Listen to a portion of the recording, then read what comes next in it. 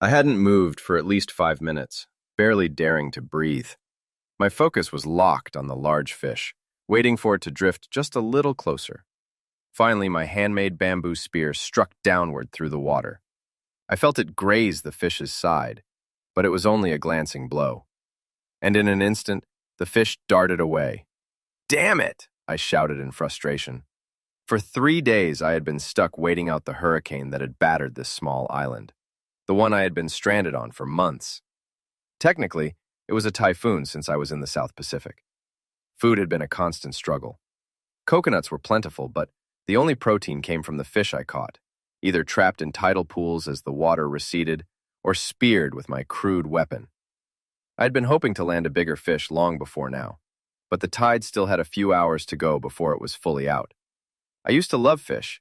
It had always been one of my favorite foods, until I had to eat it every single day, sometimes more than once. With no real cooking tools, my only option was to clean the fish, wrap the fillets in wet seaweed, and cook them directly on the hot coals of my fire.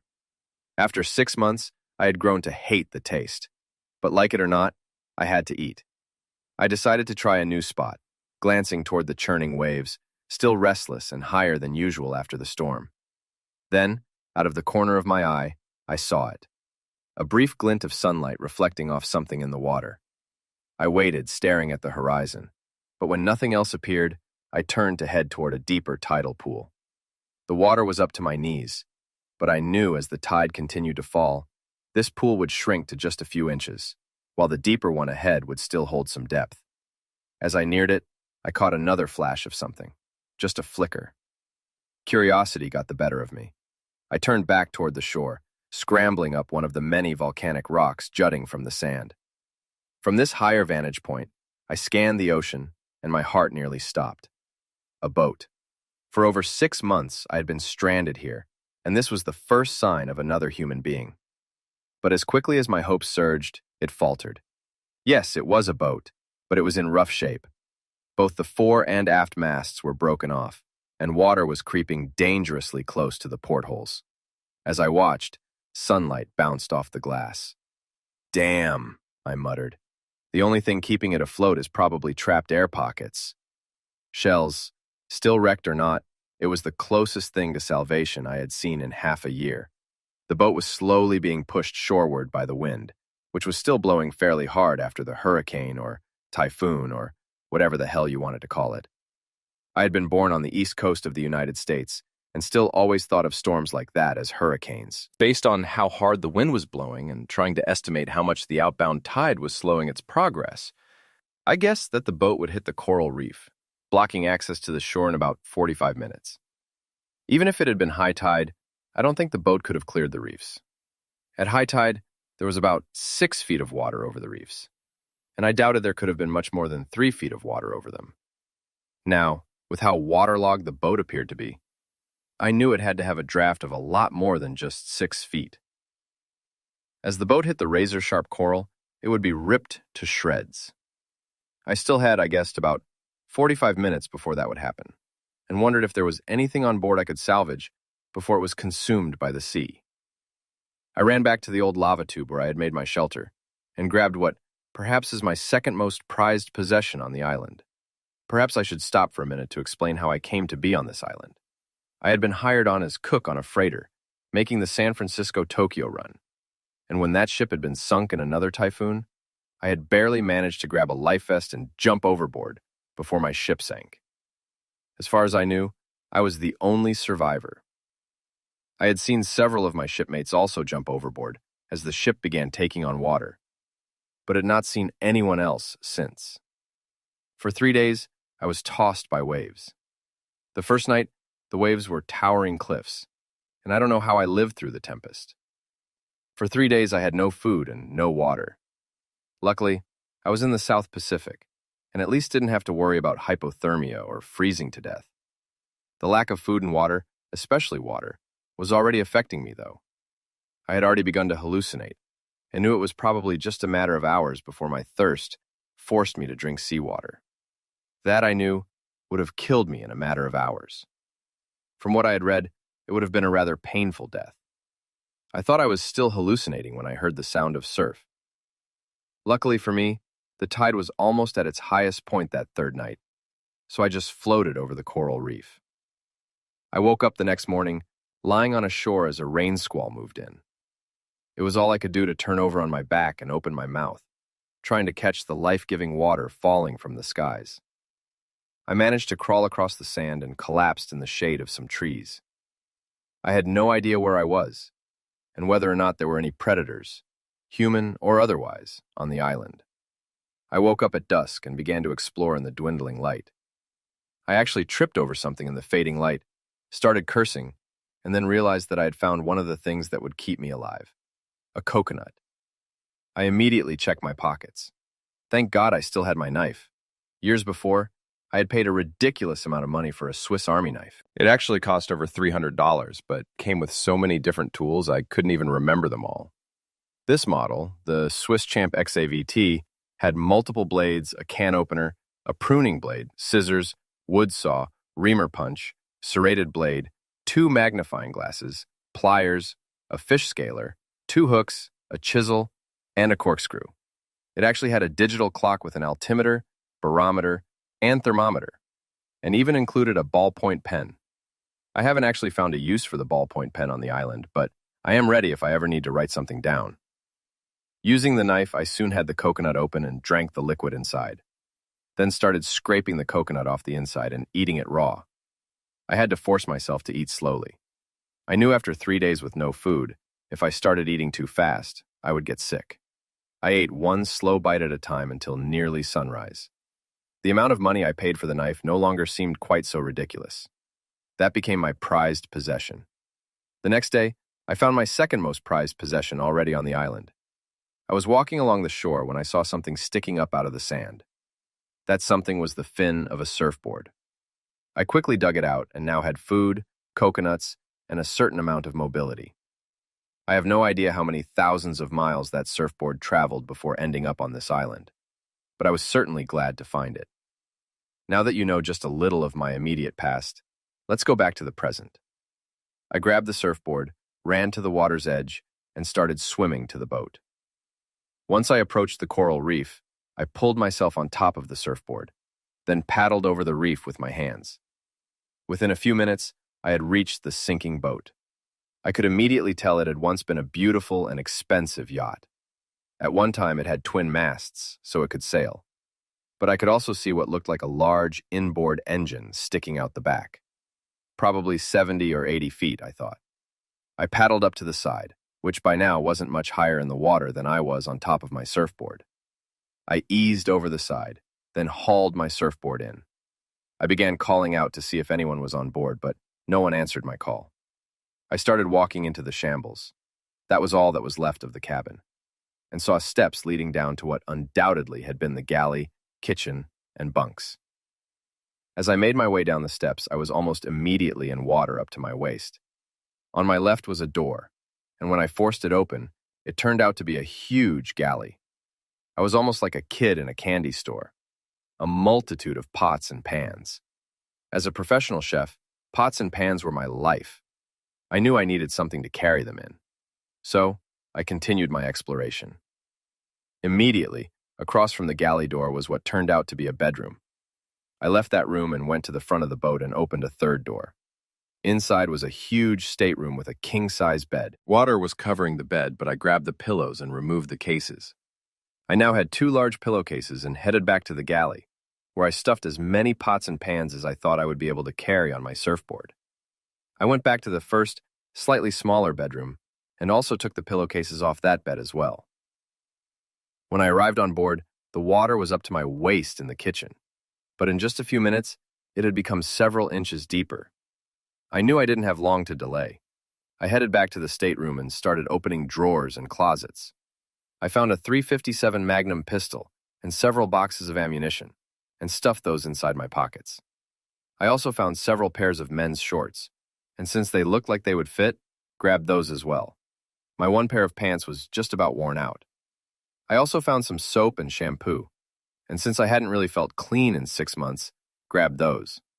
I would have liked to have grabbed some blankets as well, but they were already all wet, and I knew the weight would be too much for me to handle just on my surfboard. I had only been on board for about 15 minutes, and the water was now up to my chest. So I grabbed the clothes, stopped in the galley, and grabbed the pillowcases with the pots and pans. Oh, I had also thrown in some rather nice acrylic plates and bowls, along with a variety of knives and forks and spoons. I even grabbed a couple of glasses and mugs. There was a 2-burner gas stove in the galley, with a heavy cast iron grate over the burners. There was no way to take the stove without a lot of tools I didn't have. Instead, I took the grate since I could use it to place over the fires I built every day. Once back on top, just as I was about to grab my surfboard, I heard what was unmistakably a groan. I already knew there was no one below decks, so I looked towards the bow, front of the boat. I could see what looked like remnants of a sail lying there. I quickly made my way front, grabbed the sail, and pulled it back. I saw 2 things. One of the things I was actually very glad to see. The other, well, I was actually rather ambivalent about that. The thing I was actually glad to see, and the thing that I was ambivalent about, would probably surprise most people. The thing I was glad to see was a zodiac or rubber raft. It was tightly compressed in a cube, but I knew I could cut the straps and inflate it, using the compressed air bottle that was attached. That meant I could inflate the raft, then go back and grab even more stuff, including blankets and more cooking utensils. The thing I was rather ambivalent about, well, that was a woman. I think most normal, red-blooded American men who had been marooned on a tropical island for 6 months would probably have been happier to see the woman than they would be to see the zodiac. But then, most red-blooded American men probably haven't had the same experiences with women I had, including spending 2 years in a state penitentiary on a bogus assault charge. The assistant district attorney, a woman, knew was completely bogus. Add to that, having your wife rip your heart out later on while stealing over $500,000, and the one thing in your life you loved more than any other in the world, your son. As I looked at this woman, a few things stood out. First, she had striking features with long red hair. Second, she was wearing very short shorts, and her bikini top was held together by a simple string. Third, I couldn't ignore the large, nasty-looking bruise on her forehead. Despite my past struggles with relationships, I never once considered abandoning her and taking the Zodiac back to shore. Leaving her to fend for herself was never an option. I would like to say that, unfortunately, I can't. I actually did consider it. True, it was only for a second or two, but I did consider it. I had been on a tropical island by myself for over 6 months, without another human being to talk to, and I was almost happy. Yes, it got a little lonely at times, but I had really been alone for most of my life. Even when I was around other people, most of the time I was alone. Other people in my life meant complications.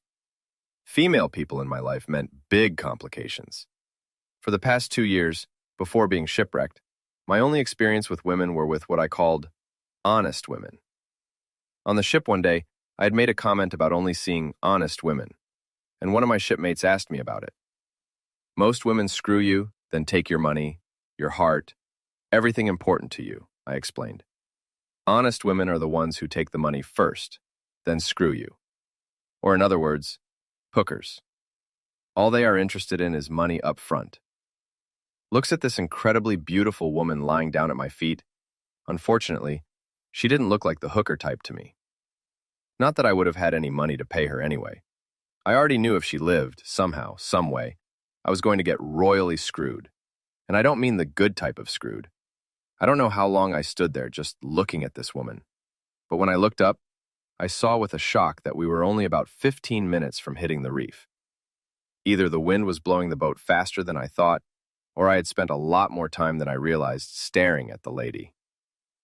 I immediately grabbed the Zodiac, cut the straps, and stepped to the railing, grabbing hold of one of the ropes hanging from it. I threw it out over the water while also pulling the trigger on the compressed air bottle.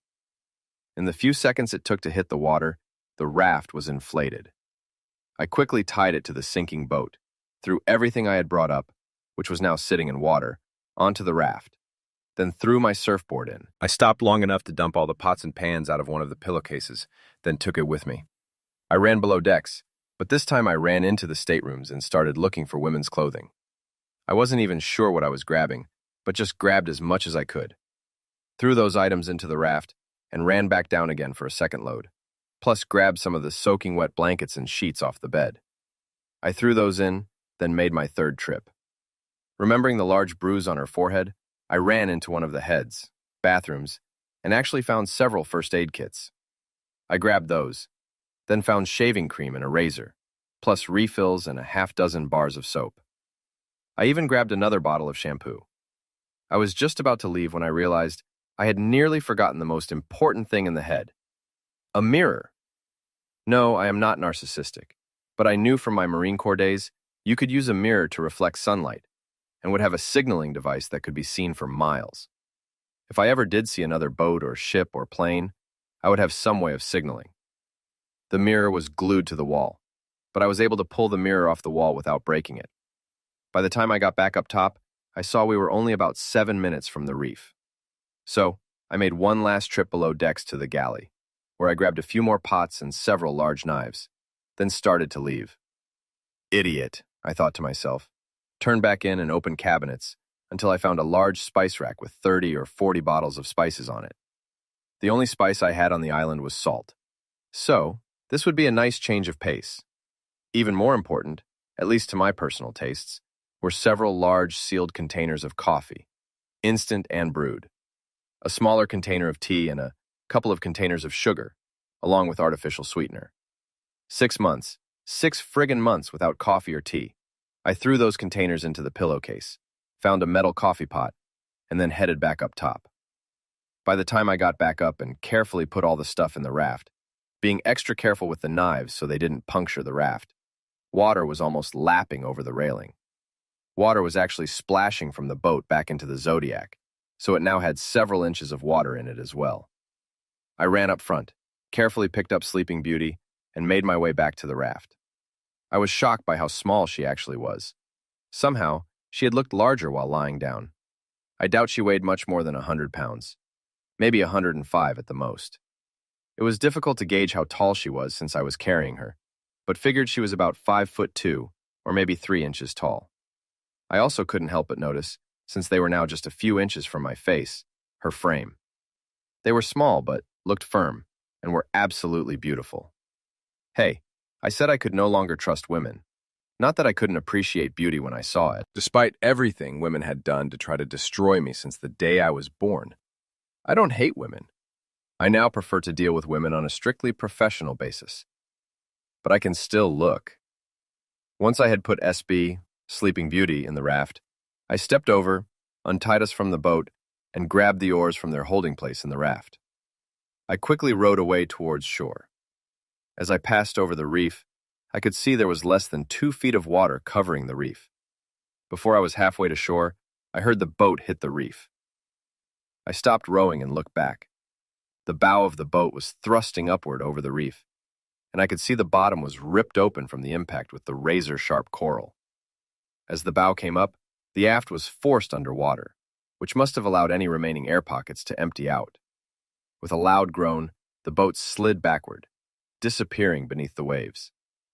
I knew the ocean bottom on that side was well over 100 feet deep, and then slanted steeply down even more. I turned to my forced companion. "Well, come on, SB. Let's head for shore," I said to her unconscious form. As soon as the front of the Zodiac hit sand, I jumped out, grabbed a line at the front of the raft, and ran to the shade, pulling the Zodiac behind me. I picked up SB to get her out of the water and the bottom of the raft, and carefully laid her down with her back against a curving coconut tree. I grabbed one of the pots and headed inland, to where a natural spring allowed water to bubble up to the surface. I filled the pot and returned to SB. I had no way of knowing how long it had been since she had had anything to drink. But based on my personal experience 6 months earlier, I knew I needed to hydrate her. I grabbed a spoon. Then, one little sip at a time, I put water in her mouth and urged her to drink. "Come on, SB. Just a little drink." She dutifully swallowed each time until I estimated she had taken about a cup of water. I had a whole raft full of wet clothes and blankets, so I immediately started laying those out all across the sand. I knew with the wind still blowing briskly, plus the hot afternoon sun, It would not take long to dry these things out. Next, I pulled out all the pots and pans, then turned the raft over to dry. Now, it was time to try to treat my patient, SB. When I went back to check on her, she was still leaning back against the tree, but I could see her arms and legs were covered with goosebumps, and she actually looked like she was shivering. With the water sweeping across the bow of the boat before we left, and with the water in the bottom of the raft, I knew she was soaked, but thought it wouldn't take long for her to dry out. And in fact, her skin looked dry and bikini top looked dry, but her shorts were still soaked. Damn, I was suddenly reminded it had been well over 6 months since I had been to see a professional. Her shorts were actually pulled up into her crotch. Classic camel toe. That looks uncomfortable, I thought to myself. In fact, it was actually making me uncomfortable, but for another reason. Why is there never a professional around when you need one? I went back to check on the clothes, and most were dry, so I grabbed a sensible pair of shorts and t-shirt, then checked the blankets. One was dry, but the other needed a little more sunshine. I spread the dry blanket on the ground beside the tree, then gently picked SB up and put her in the middle of the blanket. "Sorry, SB," I whispered, "but I need to get you into dry clothes." I gently lifted her up, untied the string holding her top, and pulled it away before slipping her damp t-shirt over her head, carefully guiding each arm through the sleeves. I tried to focus on something else, maybe the most complicated recipe I'd ever made, but my mind kept wandering. I hesitated before removing her shorts, my thoughts scrambling through the steps of making hollandaise sauce in an attempt to stay distracted. Finally, I sighed, apologized out loud, and pulled them off quickly. After changing into dry clothes myself, I wrapped SB in a blanket and checked on the rest of the laundry. The other blanket had dried, so I folded it and placed it under her head, stacking some clothes beneath her feet for support. I tried to think about making turducken, a deboned chicken stuffed into a deboned duck, and both placed inside a deboned turkey. But I realized my mind was still wandering too much. Shaking off the distraction, I grabbed one of the waterproof first aid kits. I carefully wiped away a bit of blood from the bruise on her forehead, applied antiseptic, and placed a bandage over it. SB groaned again when I applied the antiseptic. I went back to my lava tube shelter and grabbed a handful of dried leaves and moss, along with some small kindling I had cut up with my knife. I arranged rocks in a circle, then put the makings of a fire into a frying pan and went out on the sand, which is being heated by the now blazing hot sun. I opened my Swiss Army knife and used one of the magnifying glasses to concentrate the sun's rays onto the dried leaves and kindling. Within a few minutes, I had smoke, which I carefully blew on, then had a small fire going. I dumped the fire onto the circled rocks, then started adding increasingly larger pieces of wood until I had a nice fire going.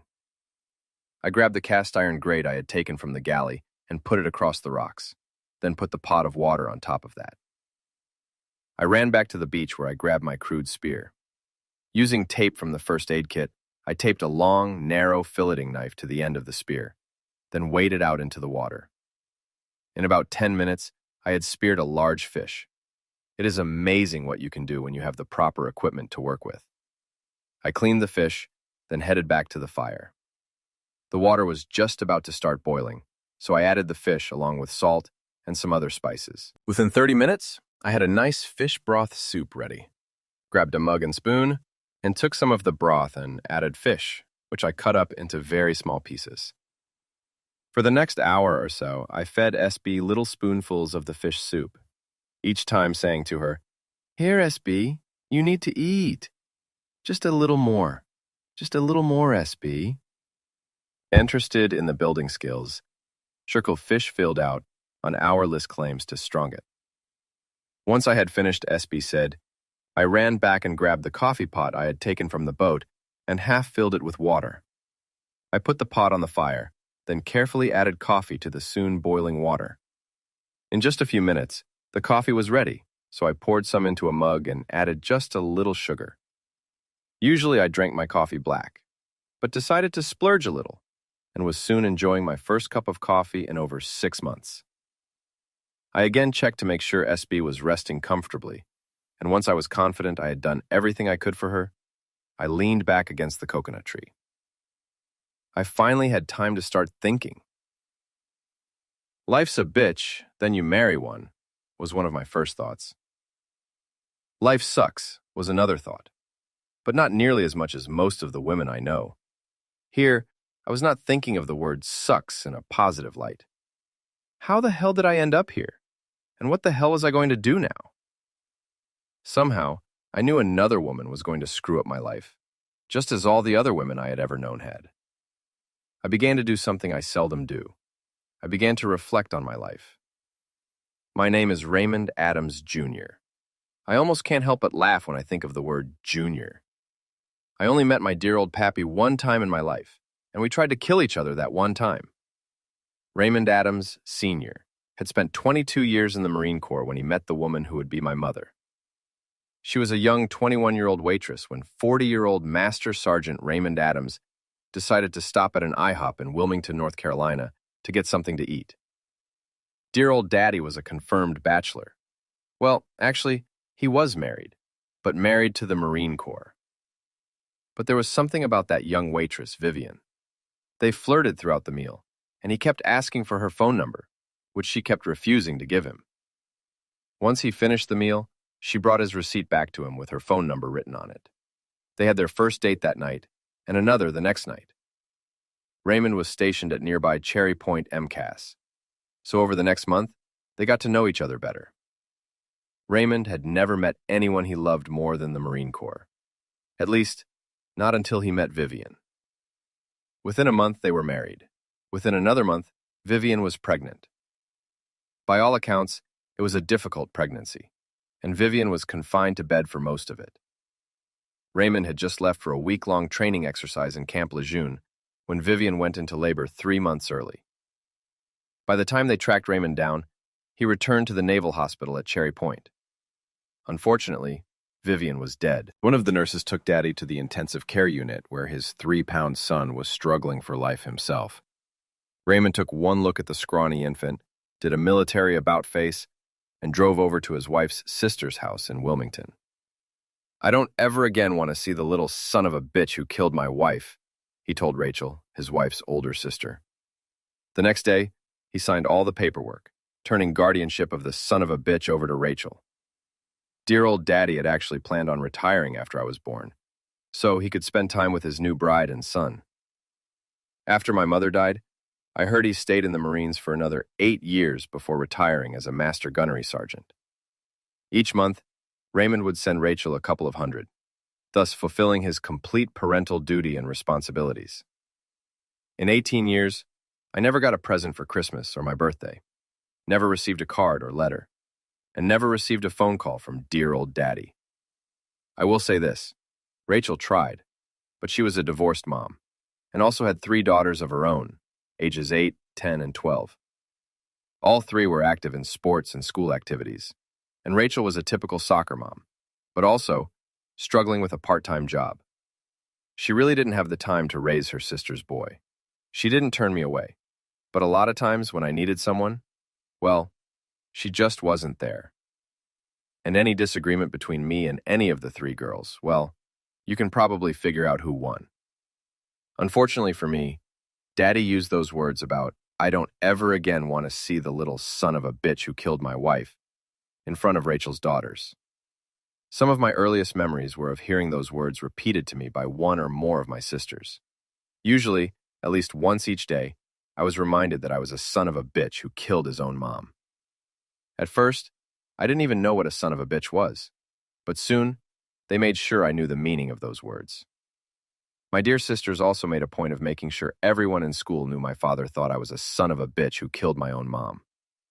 I couldn't even tell you how many fights I had in school, how many times I was sent to detention, how many times I was suspended. I also had a juvenile arrest record that was almost legendary in Wilmington. Jacking or stealing cars for joyrides, shoplifting, fights, underage drinking, and the list could just go on and on. I dropped out of school at 16 and worked at a series of menial jobs in construction, always lying about my age. I was big enough so no one ever questioned me. In the wintertime when construction work slowed down, well, I became rather good at B&E, that is, breaking and entering and pawning televisions, microwaves, tools, and occasionally I would get really lucky and find some expensive jewelry. I never even came close to getting caught, but at the same time, it bothered me a little. Not enough to stop, but it still bothered me a little. For a couple of weeks, I even tried my hand at selling marijuana and other narcotics. I didn't use narcotics, but thought selling narcotics would be a good way to pick up some fast, easy money. Until two guys I knew, also small-time dealers, were both shot to death. After that, I decided I would concentrate on construction work during spring, summer, and fall, then B&E during winter. I'm not sure how long things would have continued, but one day, a friend asked me to drive a car while he went inside to make a withdrawal. Unfortunately, it wasn't a bank. Yep, just before my 18th birthday, I hit the big time. I drove the getaway car for an armed robbery at a convenience store. Perhaps I should mention this convenience store just happened to be located 1 block from a Wilmington Police Department substation. A convenience store the cops usually stopped at either at the beginning or end of their shift. My friend timed it perfectly. There were a half-dozen uniformed cops inside when he ran in, gun in hand. 30 seconds after he ran inside, 3 cops walked outside, all pointing weapons at me. To this day, I don't know why the judge gave me a choice. Instead of just locking me away in prison, I think anyone who knew me probably figured that someday I would end up on an FBI Most Wanted poster.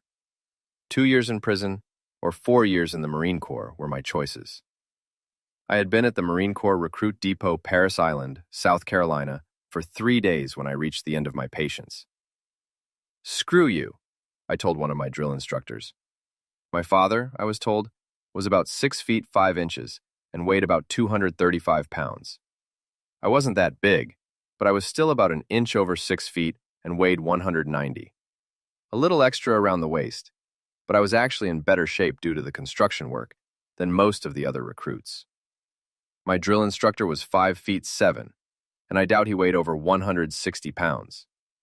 I had him by close to 6 inches and 30 pounds. I never saw the first punch. 1 second I am screaming, "Screw you!" and the next I am flat on my back. I got up almost as fast as I went down and charged him, swinging wildly. I never saw the second punch either. This time it took a few more seconds to get to my feet, but I again ran at him and tried to throw a punch. I guess the third time is the charm. I at least saw his third punch. Couldn't do a damn thing about it, but at least I saw it. After the third punch, I was lying flat on my back for about 30 seconds, wondering where the mule was that just kicked me in my jaw. The drill instructor stood over me, looked down and said, "I can keep this up all day. What about you?" He wasn't even breathing hard. We both started laughing. Then he put his hand down to help me get up. I tried to knee him in the groin as I got up, but found myself being thrown about 10 feet through the air before again landing on my back. I rolled over, jumped up, and tried to tackle him like a football player would tackle an opposing player. His knee caught me in the pit of my stomach, and he clubbed me in the back of my head with both fists. This time, I stayed down, at least until they threw water in my face to wake me up. I had been in dozens, if not hundreds of fights. And while I didn't always win, at least the other guy knew he had been in a fight as well. He still wasn't even breathing hard. After he helped me up again, he started explaining how I was telegraphing every move I had been trying to make, and showed me some throws and counterpunches. Within 2 weeks, he named me platoon guide, who was responsible for carrying the platoon's guidon or flag. I was the only person in my platoon who graduated with the rank of private first class, instead of just private. By the time I graduated, I had added more than an inch to my height and gained over 20 pounds while dropping several inches off my waist. Boot camp was followed by advanced infantry training at Camp Lejeune, North Carolina, where I again was named platoon leader. And before I left, I was meritoriously promoted to lance corporal. Then I was given 2 weeks leave before reporting to my first duty station and training as a cook. Yes, cook. I barely knew how to boil water, but the Marine Corps determined I had all the qualifications needed to become a cook. I guess those few times I had scrambled eggs and made toast while growing up must have impressed someone at Parris Island. I really didn't have a home to go to since Rachel had officially kicked me out of her house. She had no choice really after she came home unexpectedly one day and found her youngest daughter, who by now was 24, naked on top of me. I was 16 at the time. Even though she was on top and obviously enthusiastically enjoying herself, she told her mom I forced her to have sex with me. It wasn't the first time I had been betrayed by a woman, but this one really hurt. I thought she actually cared for me since she had always been the nicest of my 3 older sisters. So no, I didn't have a home to go to, but I ended up in Wilmington anyway. I had only been back a few days when I met up with a guy I had gone to school with. I didn't know it, but he had been at boot camp the same time I was, but in another company. He told me to go home and change into my uniform since he knew a couple of bars where a lot of ex-Marines hang out, and they would usually buy drinks for any Marines in uniform. I went to my motel room, changed clothes, and met him at the bar. Technically, we were both too young to buy drinks, but I could easily have passed for much older, unless the bartender asked to see some ID. Since other people were buying, they didn't ask. I think I was on my 5th or 6th beer when it happened. The entire time I had been there, people kept coming up and shaking my hand, identifying themselves as former Marines. This really big guy walked up to me. He had to be 3 inches taller than me, and probably outweighed me by 50 pounds. By now, I weighed 215 pounds and was a little over 6'2", so he was really big. He actually looked a little familiar, but I knew I had never seen him before. "Are you Raymond Adams, Jr.?" he asked. I answered that I was. He stuck his hand out and I automatically started to shake it. "I am proud of you, son. I am Raymond Adams, Sr. I am your daddy." I dropped my hand before we could shake. I could feel my blood turn icy cold. Never a present, never a card, never a phone call, never a letter. And now this son of a bitch, the one who named me a son of a bitch on the day I had been born, was trying to tell me he was proud of me. I hit him harder than I have ever hit anyone in my life. I hit him with 18 years worth of anger, resentment, hurt, pain, and suffering. In the words of an old Johnny Cash song about another fight between father and son, he went down just a mite surprised, but came up with a roar. And soon, we were doing our best to destroy each other. Also like in that Johnny Cash song, I found out that he kicked like a mule and bit like a crocodile. Again, from that same song, we were kicking and gouging in the mud, and the blood, and the beer. It took about 10 men to separate us. But when we both heard police sirens, he went out the front door and I went out the back. I never saw him again. I managed to find my car and drove back to the motel. But when I was completely closed, my nose was broken. Both upper and lower lips were split open, and more than a few teeth were loose in my mouth. I cleaned myself up as best I could, changed clothes, and threw everything in my duffel bag. Checked out, then started driving. I didn't want to be in the motel room if the police came around asking questions. I didn't exactly have a very positive reputation with the Wilmington Police Department. I made it as far as the Welcome Center, just across the state line in Virginia Beach. I pulled over to a deserted area and, much to my surprise, I started doing something I had not done since the 3rd or 4th grade. I cried. I don't know if I cried because I didn't kill him, or if I cried because I nearly did. I don't know if I cried because he nearly killed me, or because he didn't. I do know if those men had not stopped us, one of us would not have made it out of that bar alive. I still had over a week and a half before reporting to Shake and Bake School. So, I rented a cheap motel in Virginia Beach. I spent most of those days just walking the beach and trying to avoid people. That part was fairly easy. Anyone who saw my face automatically turned away. A couple of people looked like they were going to be sick. By the time I reported in, most of the swelling was gone, and my face was just a combination of blue, black, and yellow. Everyone in the military calls it Shake and Bake School, but the official name is Basic Food Services Course, and it is taught at the U.S. Army Quartermaster School in Fort Lee, Virginia. Those dog faces, Army types, didn't know quite what to make of me with my face looking like it was. I discovered something about myself at Fort Lee that I would never have guessed. I loved cooking. The 6-month-long course was the most fun I had ever had with my clothes on. Yes, it was hard work, but I loved every minute of it. I graduated at the top of my class and was again promoted, this time to corporal. I was given the opportunity to take leave, but I turned that down and was soon on my way to Iraq. After my 13-month tour was over, I again received orders to Fort Lee, but this time to take the Food Service NCO, non-commissioned officer, course. I again graduated at the top of my class, and before leaving Fort Lee, received my third stripe as a sergeant. After a few months at Camp Lejeune, I received orders for a second tour of Iraq. During my first tour, I began taking classes and received my GED, which is equivalent to a high school diploma. I immediately started taking online courses in college. Towards the end of my second tour, I received an associate degree in food services. The entire time I had been in Iraq, I had never encountered any problems. Never heard the so-called shot fired in anger.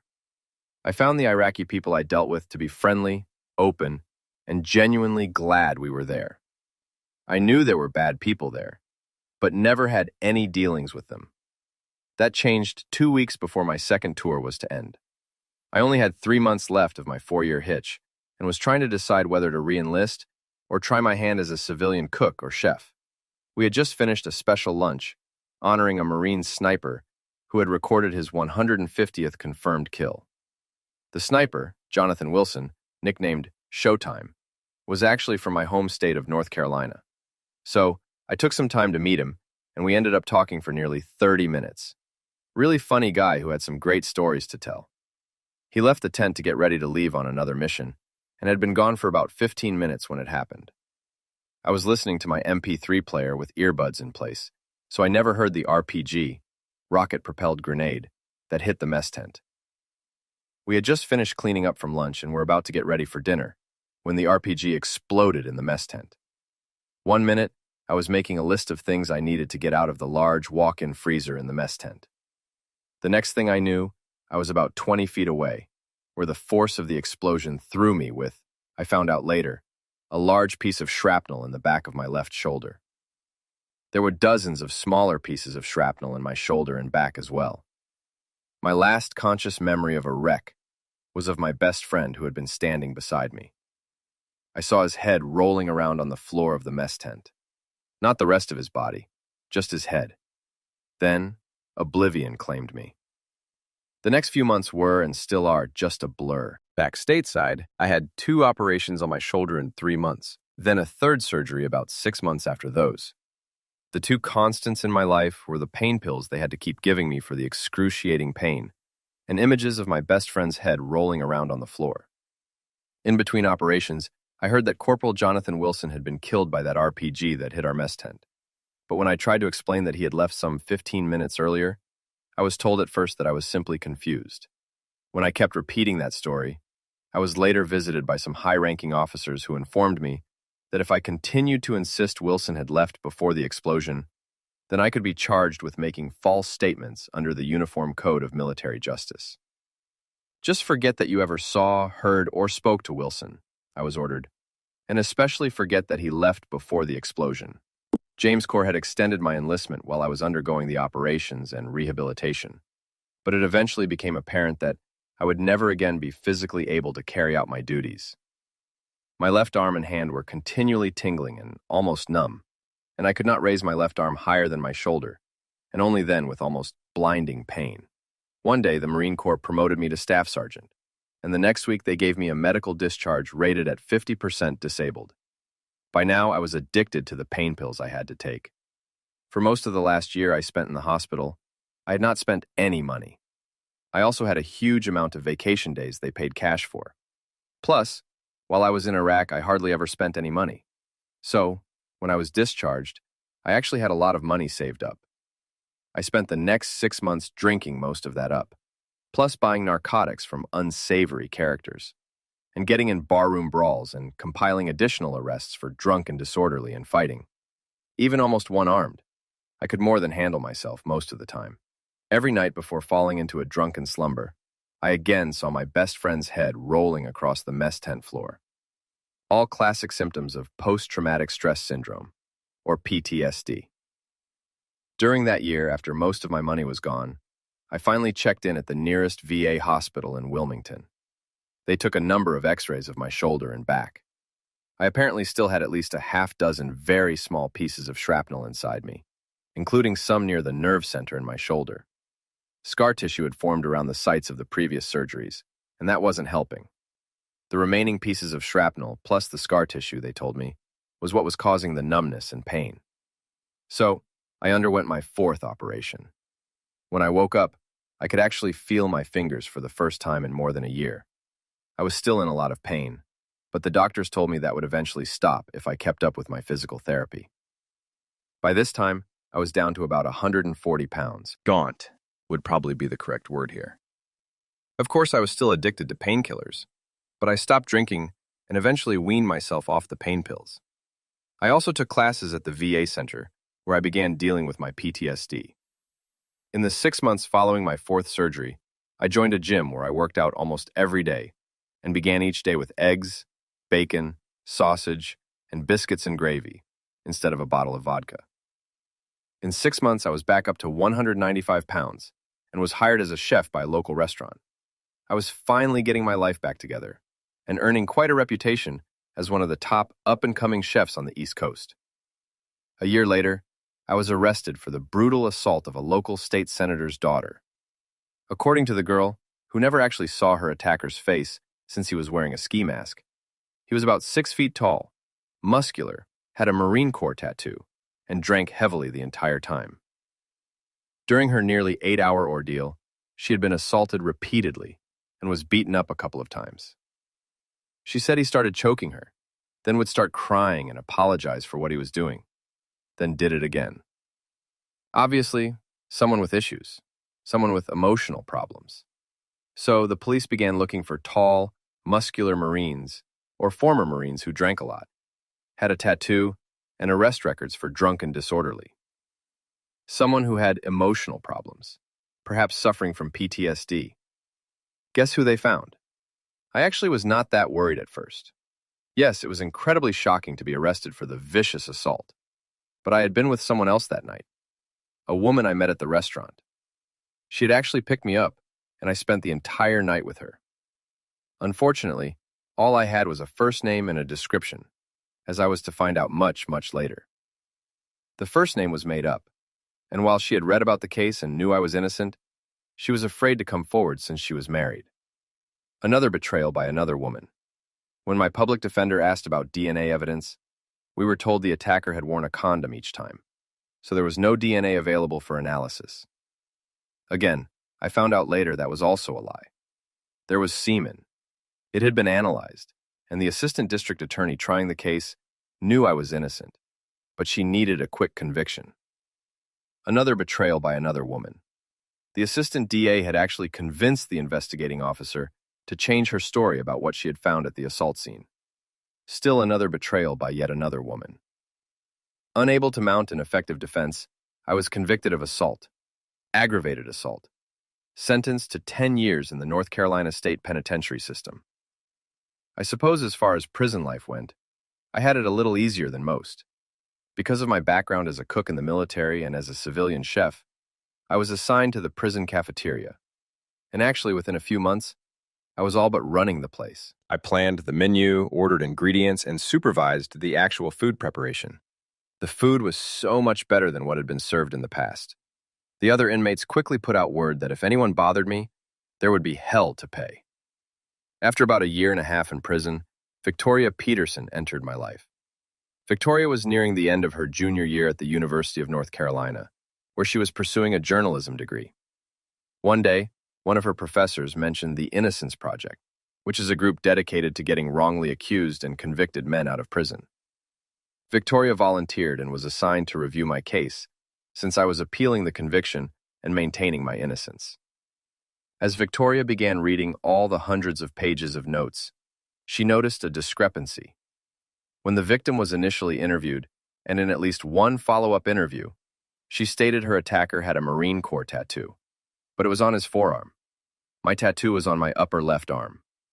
The victim had also mentioned at least twice that while the attacker had very dark, tanned arms, his chest, stomach, and back were nearly white.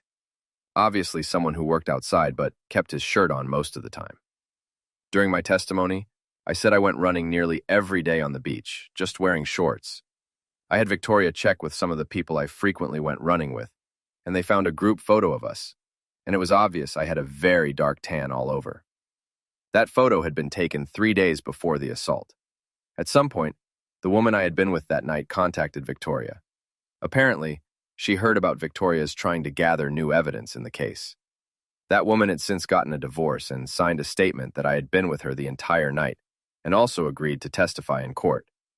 Based on those 3 pieces of evidence, Victoria finally got to talk to the victim herself. The victim stated that the investigating officer and the assistant DA spent hours and hours badgering her until she finally changed her story. The most incredible part of the story from the victim, though, was the fact there was semen available. The attacker had not used a condom. The victim even had semen in her hair. In fact, the investigating officer had collected a lot of DNA evidence, but then told the victim the crime lab had accidentally damaged it, so it was no longer usable. The only way they could get a conviction, she was told, was if she swore the attacker wore condoms during each attack. Incredibly enough, the police department still had samples of the semen, and when it was tested, it proved I was not the attacker. Gathering all the information and getting the semen tested had taken nearly 6 months. The actual hearing took less than 2 hours. I walked into court wearing shackles on my hands and feet, and walked out a free man. The assistant DA, now the district attorney, had her law license revoked by the North Carolina Bar Association and was forced to resign. The investigating officer, who now worked for the DA, was fired. Legal charges were pending against both. The judge ordered that any record of my having been arrested and convicted be removed from my record. The legal term is expunged. I walked into court having served 1 year, 11 months, and 28 days of a 10-year sentence. I walked out with Victoria holding my hand. We spent that night, in fact, the next several weeks together. By now, Victoria was a senior in college, with just a few more months to go to get her degree. She told me she was taking the pill. Within a month, she was pregnant. I can't really say I ever loved Victoria. Obviously, I was very grateful for her help in getting me out of prison and proving my innocence. And while I think she was in love with the idea of being in love with someone she had helped, I don't think she ever really loved me either. I had grown up without a father, and I simply could not think about making someone else go through what I had gone through. So, Victoria and I got married. Even though Victoria and I didn't really love each other. Once Jonah was born, I was determined to make the marriage work. I can't even begin to tell you how much I loved Jonah. I became an absolute doting father and spoiled him constantly. I never wanted him to doubt for even a single second that I loved him. My biggest problem after getting released from prison was finding a job. Victoria and I moved to Charleston, South Carolina, and I applied for every position that came open in local restaurants. Unfortunately, even though the arrest and conviction had been removed from my records, enough people had heard about what happened, and no one would hire me. Apparently, a lot of people thought I must have done something, so they would not take a chance for any bad publicity. Finally, I hired on as a cook on freighters, making the run from Charleston to different ports in Europe to unload, then load cargo to bring back to the States. The freighters weren't too picky about the reputation of their employees. Most crossings last a week to 10 days, then upwards to a week to unload and load, then another week to 10 days to get back. Sometimes I would be gone for as little as 3 weeks. Sometimes the trip could take well over a month. The pay was actually a lot higher than I could have earned in restaurants, and the meals were easier to prepare. Well, other than the pitching and yawing of a ship crossing the open ocean. Crewmen on ships weren't used to high-quality fare, so when they tried my cooking, they were really impressed. I usually had at least 2 weeks back in Charleston before the next trip, so I spent as much time as possible with Victoria and Jonah. Victoria was working by now, so I spent most of my time with my son. Victoria and I were also suing the former DA and the county, plus the city of Wilmington and the police officer. That took nearly 2 years to resolve. Since my work schedule had me gone for a month at a time with only 2 weeks home in between, I gave Victoria a power of attorney to sign any documents related to the lawsuit while I was away. It was about 2 months after Jonah's second birthday when I arrived back at port after my longest single voyage, which was about 6 weeks. Victoria wasn't at the port to pick me up, and when I called home on her cell, there was no answer. I caught a taxi and went home. The house was vacant other than a letter lying on the kitchen table. In the letter, Victoria explained that after I left, she found out she was 3 weeks pregnant, and I wasn't the father. We had filed a $1.5 million lawsuit against the city and county, and she offered to settle out of court for $600,000.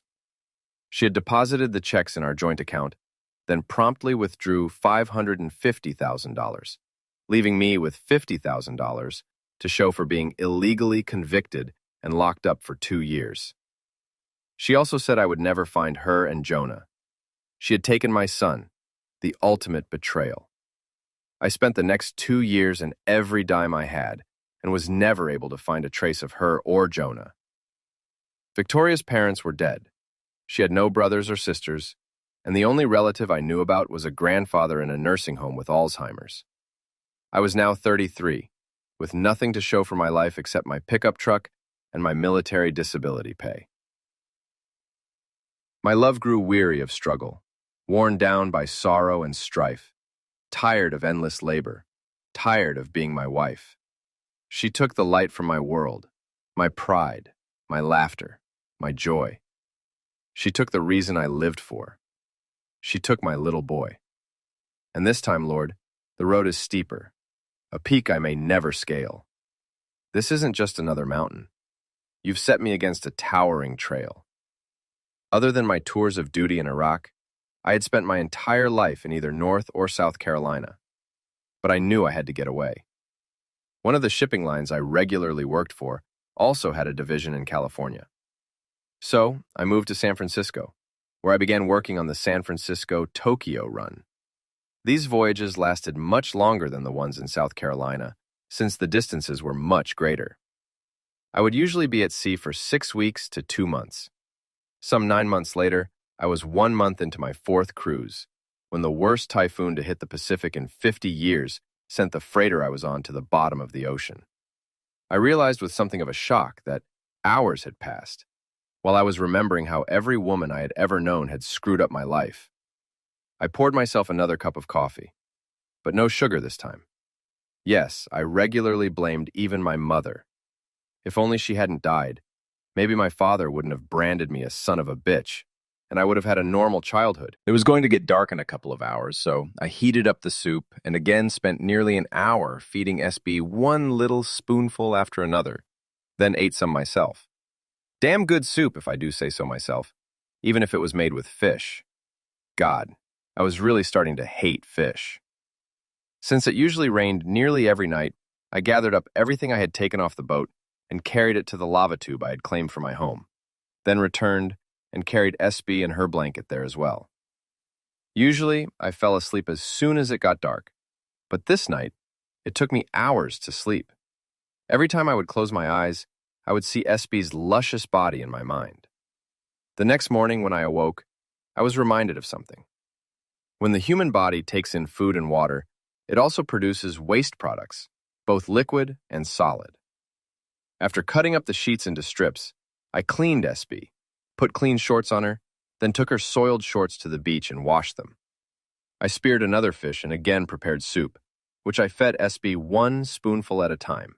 Then, I ate. I carried SB back to the beach where I propped her against the coconut tree and spent hours sitting beside her and slowly started talking to her. For the first 3 days, SB was unconscious. For the first 3 days, I would spear a fish, fix soup, and feed her. I would have to clean her 2 or 3 times a day, then would spend hours talking to her unconscious form between meals. Because I had to keep her clean, I regularly got a very good look at her, all of her, and I knew more about her body than I had of any woman I had ever known. I realized to my growing consternation that while I was becoming very fond of this beautiful woman, I knew absolutely nothing about, not even her name. In fact, I didn't even know if she spoke English. The day I found her, I had actually been a little resentful of her suddenly showing up and disrupting my life. Now, I almost couldn't remember what it had felt like to be by myself for those 6 months. On the 4th day, SB awoke for the first time. I had just finished feeding her. First, she groaned loudly. Then I saw her eyes start fluttering. Finally, after a few minutes, she opened her eyes. Her eyes were unfocused for a minute, and she started glancing about almost in a panic.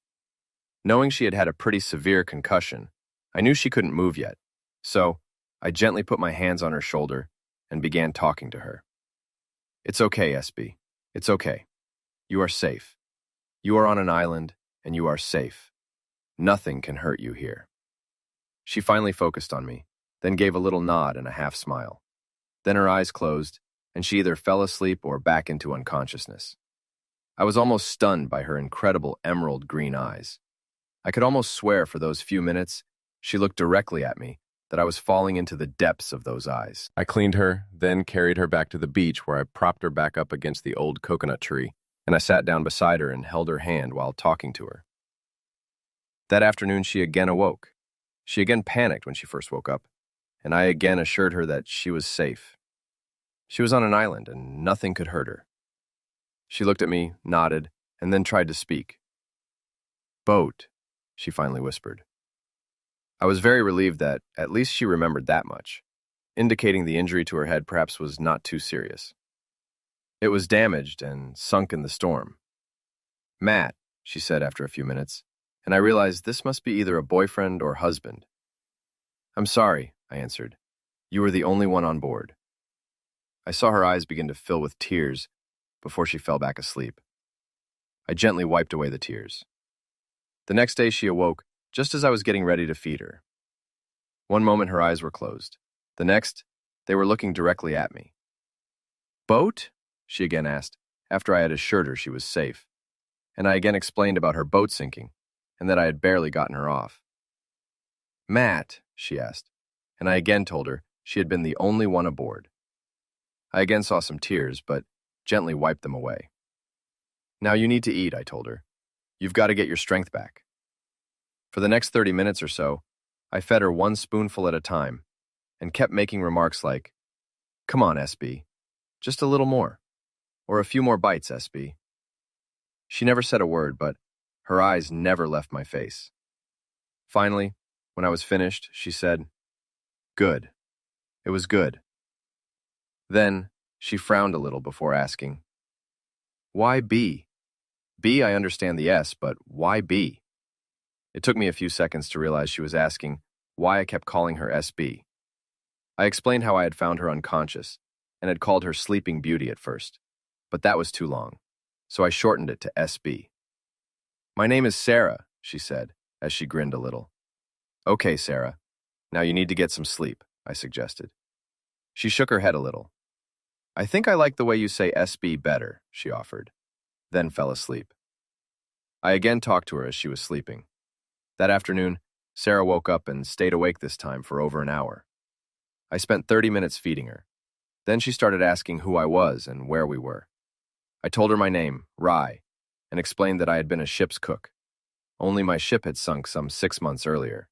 We had been blown way off course, so I don't really have any idea where we are, other than somewhere in the South Pacific. I told her about the island for a while, then could see she was getting sleepy. "You need to rest," I advised her, then told Sarah that I would carry her back to the cave so she could sleep. Almost as soon as I picked her up, Sarah fell asleep. However, when I carefully put her down, she woke up and grabbed my hand. "Thank you," she said, and squeezed my hand before falling back asleep. The next morning, Sarah woke up as I was cleaning her.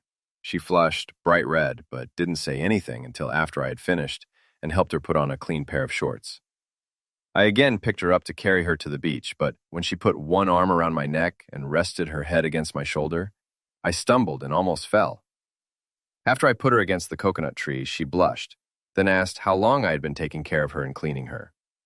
I told her this was the 6th day she had been here, that I had been feeding and taking care of her for 6 days. She had been looking down at the ground until I added, "Sarah, you don't have to worry. I haven't. Nothing has happened, Sarah, I swear." Grabbed my hand in both of hers, then lifted her head until she was staring into my eyes with an almost laser-like intensity. It felt like her incredible green eyes were penetrating into the depths of my soul. "I know, Ray. I've known since the first time I saw you after I woke up that I was safe, that you would never take advantage of me. I don't know if I've ever felt so safe before. Then she surprised me even more when she raised my hand to her lips and actually kissed the back of my hand. Yes, yes. Well, I think I need to get us a fish and cook something. I kind of bumbled along. It was obvious I was more than a little flustered. I reclaimed my hand, then ran down to the shore, then had to stop and return to the cave to get my spear and run back. As I glanced over at Sarah, I could see that she was grinning at me. It didn't take long to spear a fish, so I quickly cleaned it and carried the fillets back over to the fire where SB was waiting. The previous night, I had taken a coconut and placed it in the coals. After draining the milk out, I opened the shell and used my knife to try to chop up the inside flesh as fine as I could. Then, wet the fish with salt water and used the shredded coconut to coat each side. I placed the grate across the fire I had already started, and before long had 2 grilled fillets. I handed Sarah her fish on a plate, and with a fork and knife, but she looked at me for a minute, then grinned. "I think I like it better when you feed me," she said. For some reason, I could feel my face blushing, but I stopped eating and took her fork and started feeding Sarah. After she had eaten her fill, I finished mine. When I looked at Sarah, I could see her eyes were starting to droop a little. She had now been awake for something like 3 hours. I had done most of the talking, and that was about food or the island itself. She would occasionally ask questions about my time as a cook, but never asked any personal questions, and did not volunteer anything about herself. "Come on, SB," I grinned. "That's probably enough excitement for one morning. It's time you got some sleep," I told her. Sarah insisted that I sit beside her and hold her hand so she could fall asleep. Within just minutes of taking my hand, she was in a deep slumber. I hesitated for a minute, then carefully leaned over and kissed her forehead away from the bruise, which still looked pretty bad. The swelling was gone, but the colors, a combination of blue, black, and yellow, were still vivid. As I kissed her forehead, she actually smiled a little in her sleep and squeezed my hand. Sarah slept most of the day. Apparently, just the few hours she had been awake were almost more than she could take. I had to try to remember to make sure she got plenty of rest. When she finally woke up, it was getting dark and I had been waiting to feed her. I had soup ready again, but had added coconut to the broth along with fish. I fed her 1 spoonful at a time, and Sarah dutifully opened her mouth each time I would say, "Just a little more, SB, just a little more," and would grin almost every time I called her SB. Sarah fell asleep as I was carrying her back to the cave, but again woke up when I put her down. She again grabbed my hand and said, "Thank you." But this time, she also kissed my hand for the second time before falling back asleep. As much as I wanted to, this time I did not kiss her forehead. I just sat beside her until it was completely dark, trying to memorize every detail of her beautiful face. A few days earlier, I had been concerned when I realized that I was actually growing fond of her. Now, it was very troublesome to me that fond might not be the right word, and every woman I had ever known had betrayed me. The next morning, day 7, Sarah again woke up as I was cleaning her. But this time, she did not blush. After putting on a clean pair of shorts, I picked up her and started walking to the beach, but she told me to stop once we left the cave. "I want to walk a little," she said. I carefully stood her up, but continued to keep one arm around her back. She staggered a little, but immediately grabbed my other arm when I raised it in front of her. The top of her head barely came to my chest. About 5 feet 4 inches, I thought. Taking very small steps, we slowly made our way to the beach. I again speared and grilled a fish, then had to feed her at her insistence. After eating, Sarah almost immediately fell asleep, but not before grabbing my hand again and kissing it. Sarah only slept about 8 hours this time, so it was still afternoon. I had prepared more soup, so I fed her. Then Sarah insisted on walking some more. Leaning a lot on me, she took me down to the water's edge, then out into the water to about her knee level. We probably spent more time in the water than we should have, but it was obvious Sarah was really enjoying herself. The cove was really beautiful. When we started walking back, Sarah started really dragging her feet, so I knew she was a lot more tired than she had let on. I finally just picked her up again, but this time she wrapped both arms around my neck and rested her head in the hollow between my shoulder and neck. Once we were back in the shade, we both had a little more fish soup. There was still plenty of daylight left, but I knew how tired she was, and she did not protest when I picked her up and carried her back to the cave again. She grabbed my hand and kissed it before falling asleep. Every night, I had been sleeping about 5 or 6 feet away from Sarah towards the entrance of the cave. When I woke up on day 8, Sarah's head was resting on my shoulder, and one arm was thrown across my chest. I had both arms around her. I tried to ease out from under her, but she woke up, then looked at me with a big smile. "Good morning," she said, then immediately blushed. "I really have to go to the bathroom." One of the first things I had done on the island was build a small, slit-trench latrine, or pit toilet. Since the only tools I had to dig the latrine with were some limbs I had cut off trees, it was very simple. It was only about 3 feet deep, about 2 feet across, and about 6 feet long. To use it, you put a foot on either side, then squatted down over the trench, usually on your knees, and, well, let go. I usually used seaweed to wipe since, when I arrived at the island, I had nothing else. At least now I had seaweed and cloth from the sheets and towels I had taken off the boat. I knew Sarah was still too unsteady on her feet to use it by herself, so I helped her take her shorts off, then helped her spread her legs over the trench. I still had to kneel beside her to steady her, but at least I looked away. After Sarah finished, she had to ask for my help in wiping. I helped her stand up, then helped Sarah put her shorts back on. 2 weeks ago, I could never have imagined doing that in front of anyone, she admitted, while I was helping her walk back. But I guess you have already seen everything. Selfish, Sarah was nearly walking without any assistance, just lightly keeping one hand on my arm. A couple of times she stopped and I could tell she was a little dizzy, but that feeling seemed to pass, and she resumed walking. We walked all the way to the beach, and I left Sarah by the coconut tree while I ran for my spear. After taking a large fish, I turned around and Sarah had walked down to the water by herself. She was swaying a little from side to side, but seemed to be doing very well. I cleaned the fish, then threw the guts and remnants into the water for other fish to eat. I washed off the fillets in the ocean. Then Sarah put her hand on my shoulder to steady herself as we walked back. At one point, she almost fell down as a dizzy spell hit her, but I managed to grab her before she could fall. I picked her up and carried her the rest of the way, then went back to get the fish I had dropped on the sand, then cleaned it in the water again. Soon we had grilled fish, and I could tell how tired Sarah was. So, when she asked me to feed her, I didn't hesitate. I had just finished eating, and we were still sitting shoulder to shoulder when Sarah once again surprised me. She leaned over and kissed me on the lips. I was so surprised, I didn't do anything at first. Then, when I felt her tongue against my lips, well, I did what any normal all-American male would do. I kissed back. We really hadn't kissed that long before I realized how wrong this was. I broke the kiss, then gently pushed her away a little. "Sarah, this is wrong. You still have a concussion and aren't thinking clearly," I started to explain. She quickly brought a hand up and pressed it against my lips. I had thought she might be upset that I had broken off the kiss, but instead she smiled and said, "See, I told you I was perfectly safe with you." She grabbed my hand and snuggled against my side and was soon asleep, leaving me wondering what the hell I was going to do. It had really taken all my willpower to break off the kiss, and I didn't know if I could do it again. Kissing Sarah had felt more right, more natural than with any other woman I had ever kissed. I think that was when I finally realized that I was actually in love with Sarah, but every woman I had ever known had betrayed me. How long before Sarah did also?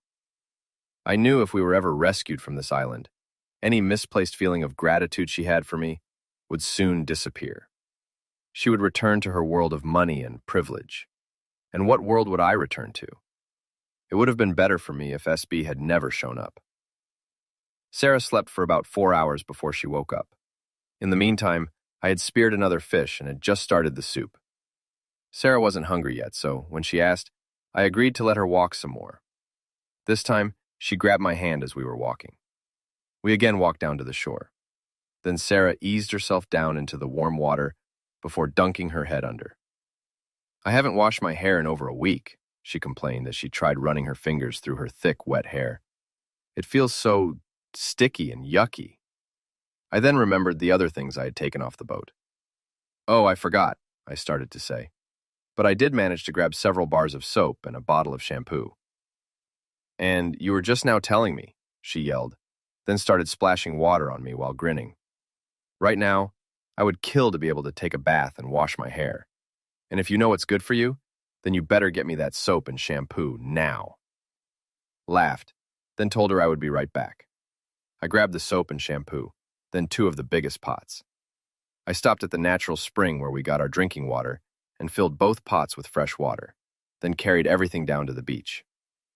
When I handed Sarah the shampoo, she asked if I would wash her hair for her. So, I sat down in the water and she knelt in front of me with her back to me.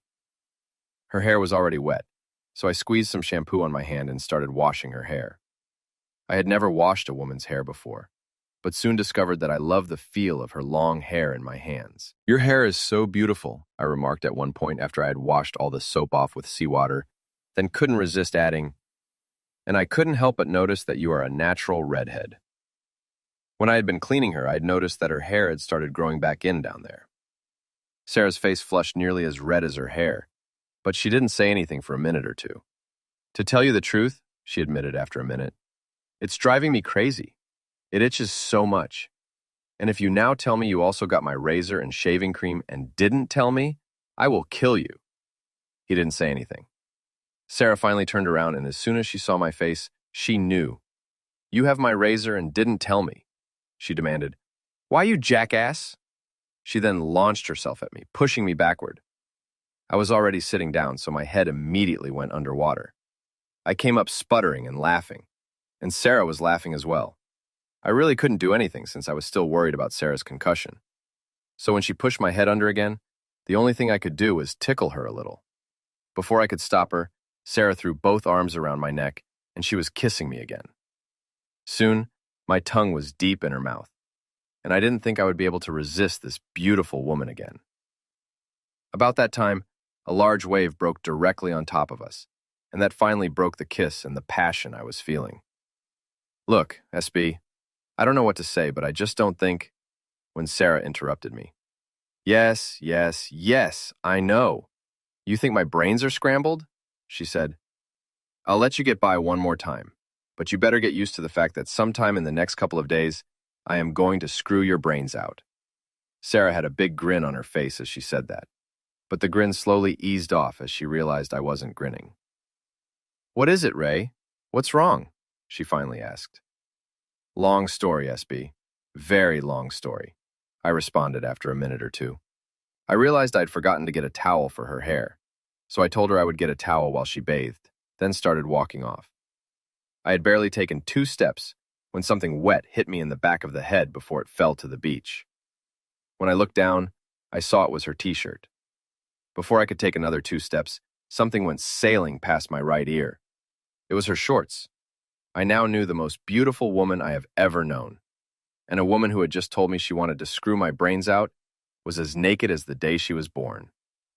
I stood there for a minute or two, then kept walking. It took just about all the willpower I had, but I did not turn around. I knew if I did turn around, I would not be able to resist her again. I don't know how long Sarah stood there watching me walk away from her. When I returned about 15 minutes later, Sarah had apparently finished washing since she was now sitting in water that was up to her chin. I dropped off the towel and some clean clothes for her, then walked back to the shade of the coconut tree where I put some soup in 2 bowls. Before long, Sarah joined me, carrying her wet clothes in the 2 now empty pots. I assumed she used the fresh water to wash the salt water out of her hair. We didn't say anything to each other. I started eating, but Sarah just sat down looking at me. I finally sighed, then sat down beside her and started feeding her spoonfuls of soup. She ate every bite. Then I finished my bowl. This time, rather than sit down beside me to sleep, Sarah sat in my lap and put her head against my shoulder. Despite myself, I began running my fingers through her long red hair. Before long, she was asleep, leaving me more confused than ever. She slept another 4 or 5 hours, so when she woke up, there was another hour or 2 of daylight left. She asked if we could walk some more. So we walked together, hand in hand, until it was nearly dark. Neither of us was hungry, and I could tell Sarah was getting tired again. So I just picked her up and carried her back to the cave. When I woke up the next morning, day 9, she was again sleeping with her head on my shoulder. tightly pressed against me, and with an arm thrown across my chest and a leg crossed over my legs. I was again holding her with both arms. Despite what I had told myself, I kissed her forehead. The bruise on her head was actually looking a lot better. Sarah woke up, looked deeply into my eyes for a few seconds, and then kissed me on the cheek. "I need to use the bathroom again," she said. So I helped her walk to the latrine, where she was by now steady enough to take care of herself. We barely exchanged a word all morning. After eating and walking for several hours, Sarah slept until late afternoon. She again slept sitting in my lap with her head against my shoulder. When she woke up, I told her I needed to spear another fish and got to my feet. I had just started to walk off when she grabbed my hand and spun me around. "What?" I asked it. "Ray," she demanded. "I know you want to. I know you want me. What is wrong? What did I do?" "It's not what you did, SB.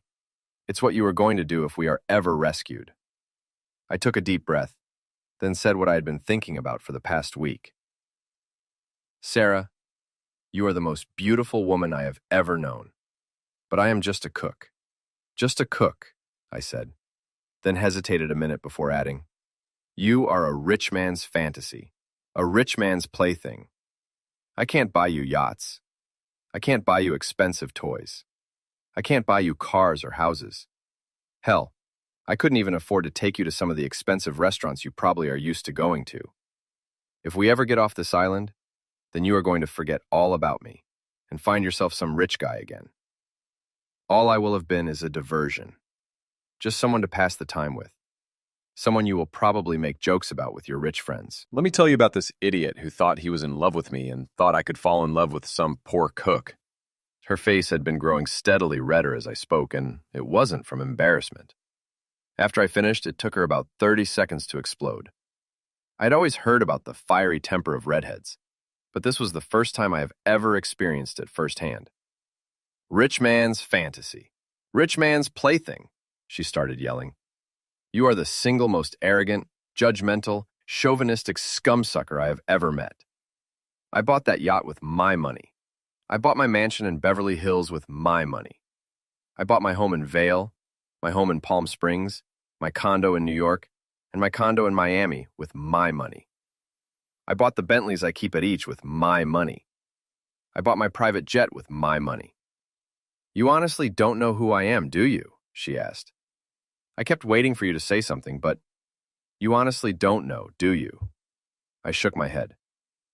"Tell me, you chauvinistic scumsucker, have you ever heard the name Sarah Sullivan before?"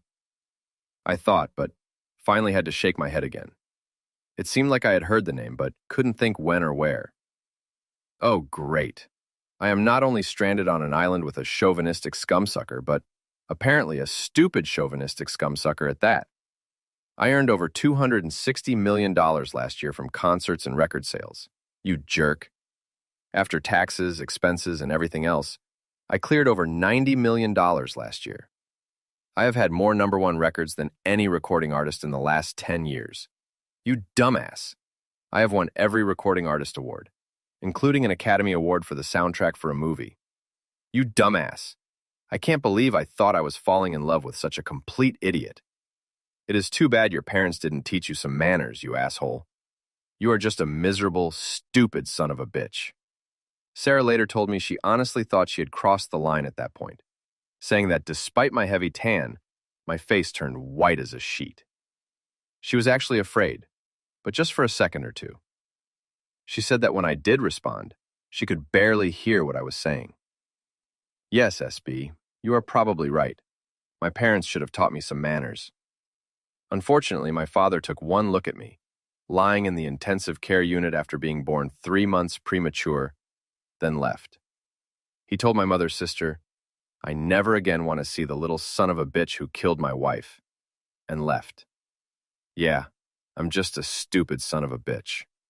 You and my daddy at least agree on that fact. I quickly turned away and started walking. Sarah said my words and the incredible anguish she heard in my voice all but paralyzed her for several minutes. By the time she finally recovered, I was gone and it was getting dark.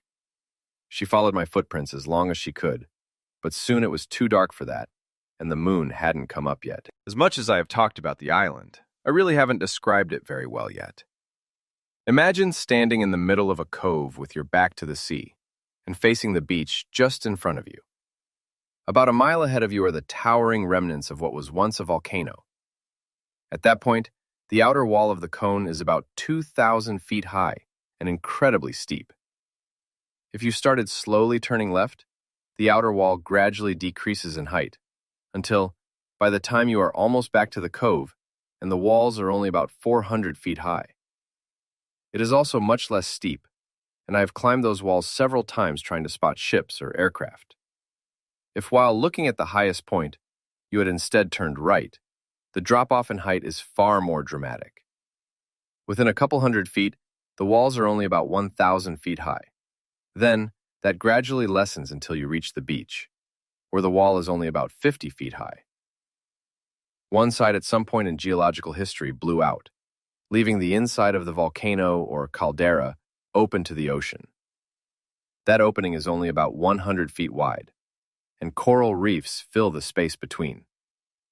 At low tide, the water is only a foot or so above the reefs, while at high tide, the water is about 6 feet above the coral. The beach itself is basically a C-shaped strip of sand, about half a mile wide, and perhaps a quarter mile from the reef to the beach. The caldera is not a perfect circle, since it is much wider than it is deep. From the beach to the highest point is about a mile, while from left to right, it is perhaps a mile and a half wide.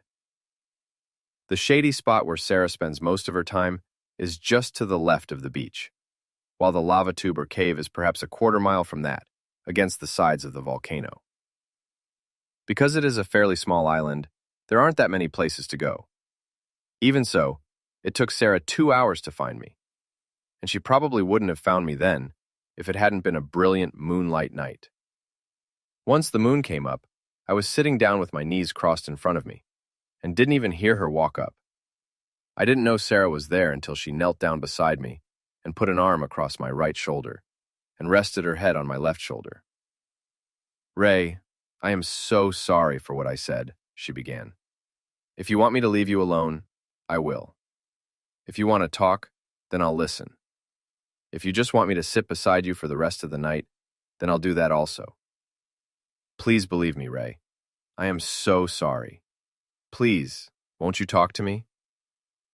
I didn't say anything for a few minutes, then started. "So, you're supposed to be a singer," I asked, "and apparently a pretty good one."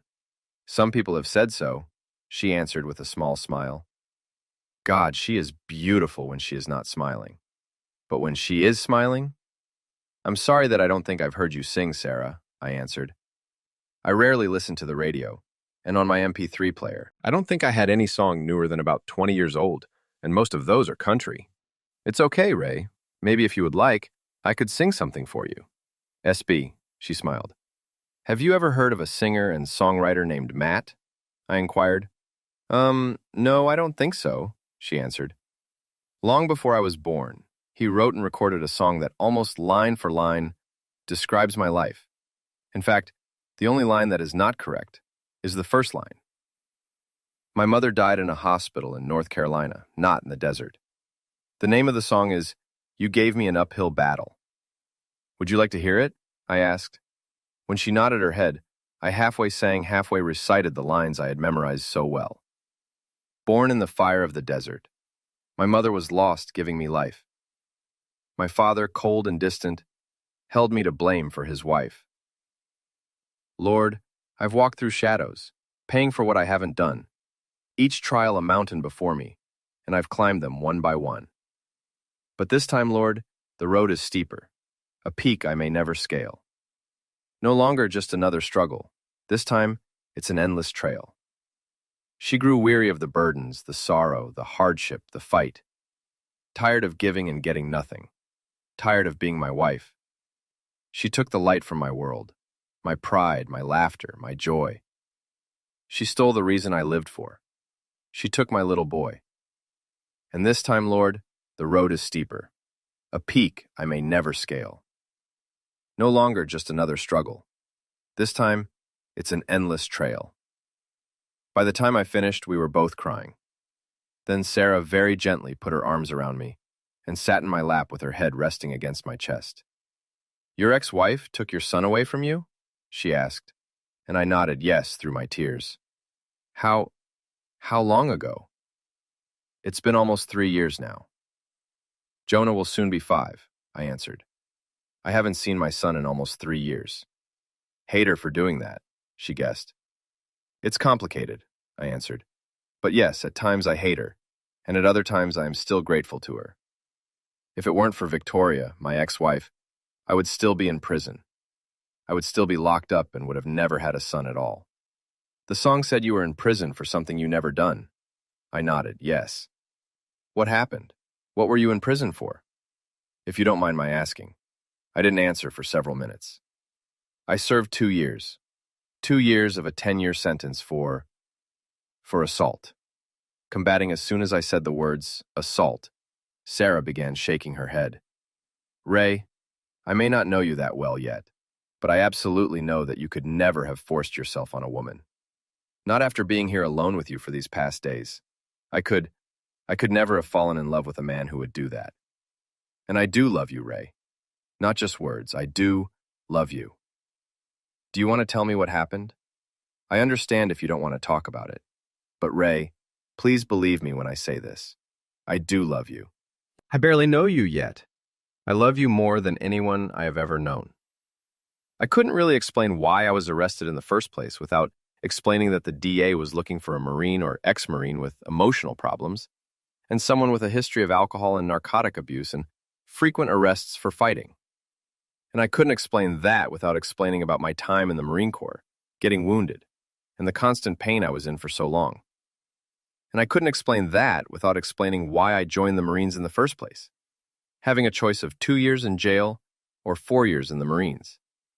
That decision couldn't be explained without telling her about my years growing up with my aunt and 3 older sisters, who made my life a living hell, and about the youngest of those girls, who first seduced me when she was 22 and I was only 14. Then, after being caught by her mother, telling her mother I forced her to have sex with me. Of living on the streets for 2 years, supporting myself any way I could, not always in legal ways. And finally, I couldn't tell her why I was living with my mother's sister without explaining about dear old daddy abandoning me after I was born. I talked nearly all night long. Occasionally, Sarah would ask a question, but mostly, she just sat in my lap with her arms around me. Sometimes she would give me a little kiss.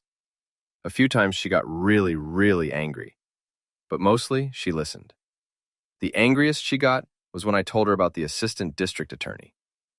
The then DA was retiring, and the assistant DA had announced she was running for his office. She really needed a quick arrest and conviction on a high-profile case, and the assault of a local state senator's daughter was definitely high-profile. All the assistant DA needed was someone to pin the crime on, and she wasn't above fabricating or withholding evidence to ensure she got that conviction.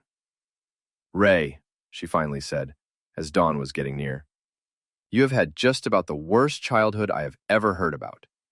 I think most people, if they went through what you went through, would hate the whole world, and especially women. How in the world are you so normal?" I thought for a few minutes before I turned to her with a crooked grin. There are actually 2 answers to that question. The first is that the Marine Corps helped me channel that anger at first, turn it towards something constructive rather than destructive. Then the Marines replaced that anger by showing me something that I absolutely love to do, which is cook. I had barely boiled water before, but found myself becoming passionate about cooking. That was the first answer to your question. The second answer may be a little more difficult for you to accept. Who said, "I am normal"? I have fallen in love with you, haven't I? God help me. I have fallen in love with you. I kissed Sarah instead of Sarah kissing me. The kiss itself wasn't necessarily that long, nor even that passionate. More a touching of the heart between 2 people with a promise of what would come after. I don't think I have ever felt a kiss touch my soul the way that kiss did. And I think Sarah felt it as well. "Wow," she said with a beautiful smile. "That was almost enough to make me forget you just said you weren't normal because you have fallen in love with me." Maybe we should try it again. Kissed me and I kissed back. This kiss was a little longer, a little more passionate, but rather than just feel it below my belt, I felt it in my head, heart, toes, and everything else. Yes, including below my belt. After we broke that kiss, I really looked around me for the first time all night. I was shocked to see the sun starting to come up. "Oh my God," I blurted out. "I've kept you up all night, and you still have a concussion, and your little brains are still scrambled. You need to sleep. You need to rest." Sarah started laughing. "It's okay, Ray. I feel fine. In fact, right at this moment, I feel better than I have ever felt in my life. But I do like the thought of lying down beside you and sleeping. That is sleeping." Afterward, then, Sarah kissed me again, and this time it was definitely passionate, with our tongues providing promises of what was to come. We both finally stood up, and Sarah assured me she could walk on her own. So we headed back, hand in hand. Our path led to the beach, where I noticed the towel she had used the day before still lying in the sand beside the shampoo and soap. "Let's go to the water, Ray," she said. When I hesitated, thinking she might be too tired, she cut me off. "Yesterday you washed my hair. Today, I want to wash yours." Reluctantly, I sat in the shallow water while she knelt behind me. As she poured water over my head, I removed my shirt. Sarah gasped at the scars on my shoulder. I usually didn't bother covering them, but since rescuing Sarah from the wreck, I had kept a shirt on. Victoria, my ex-wife, hated seeing them and always insisted I wear a t-shirt at the beach. Sarah touched them gently, her fingers tracing the rough edges. "Oh, Ray," she whispered, her eyes filled with emotion. "I'm so sorry for everything you've been through." After a moment, she poured water over my hair and massaged shampoo into my scalp. Her touch was soothing, and I leaned back against her. She even helped trim my short beard as best she could. When she was done, she dried my hair and smiled. "Now," she said softly, "carry me to the cave." She rested her head against my shoulder. The warmth of the morning sun and the quiet rhythm of the waves surrounded us. Later, as we sat on the beach, I asked, "So, what brings a world-famous singer to a yacht in the middle of the Pacific?" Then explained how she had just finished a worldwide tour. 30 different countries, over 300 concerts in 250 days. She said during the last month or two of the tour, she noticed she was having trouble hitting some of the high notes, so she went in for an exam. My vocal cords were strained, and I actually had some polyps growing on them. She said the doctors removed the polyp, suggested, in fact ordered, no more singing for at least 6 months. Then they would see if she could resume her career. Matt was both my husband and manager. He was also an accomplished sailor.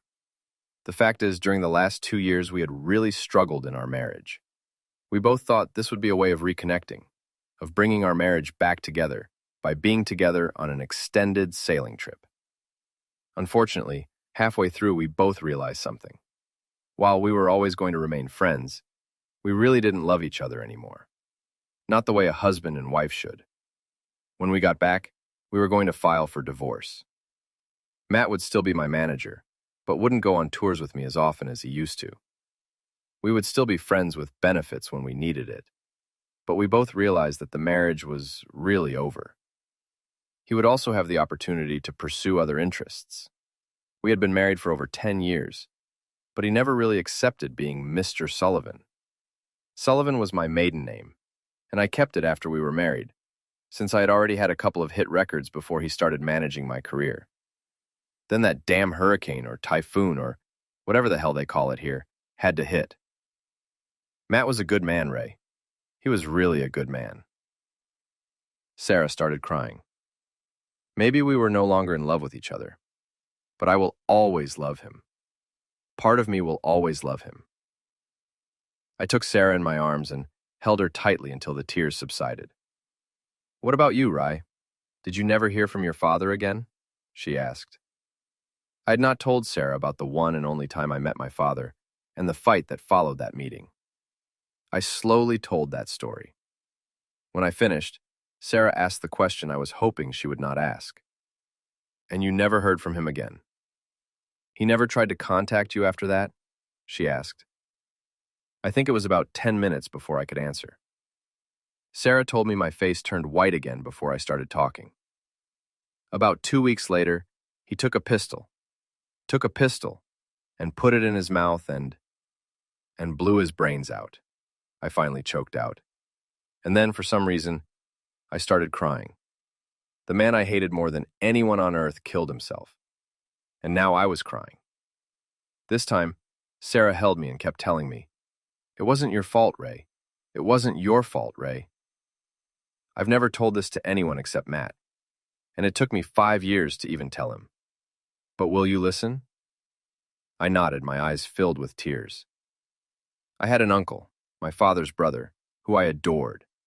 He was always funny, always had a gift for me, and always knew how to make me laugh. But one night, everything changed. He had been drinking with my father, and after my father went to bed, my uncle came to my room to give me a small gift. I was already in bed since it was late. I hugged him and he started to leave. Then he hesitated. He came back saying he wanted to say goodnight. But something about him felt different. His expression changed. He crossed a line that night, and no matter how much I protested, he didn't stop. Afterward, he cried and begged me not to tell my father. I never did. But from that night on, I avoided him, leaving the house whenever he visited, locking myself in my room, refusing any more gifts. 6 months later, he took his own life. At his funeral, I couldn't cry. All I could feel was the weight of what he had done. When I got back home that day, I saw some of the gifts he had bought for me over the years. Then I started crying. I realized that as much as I hated him, and believe me, I hated him for what he had done to me, that part of me still loved him. As much as you hate your father, and you have every right to hate what he did to you, there is still that little boy inside you that needed and loved his daddy. As I realized just how right Sarah was. Well, I wasn't just crying, I was sobbing. Uncontrollable tears that racked my body. Sarah held me throughout, and I was clinging to her like, well, a man who has jumped overboard a sinking ship will cling to a life preserver. Sarah was my life preserver. Later that evening, she again led me down to the water again, removed my shorts and her top and shorts, and we washed each other. She again gave me a BJ. When we went back to our cave, I must have brought her to 6 climaxes. We again fell asleep with Sarah on top of me. I awoke on day 11 with the most incredible feeling. Sarah was giving me a BJ. After breakfast, we made love again.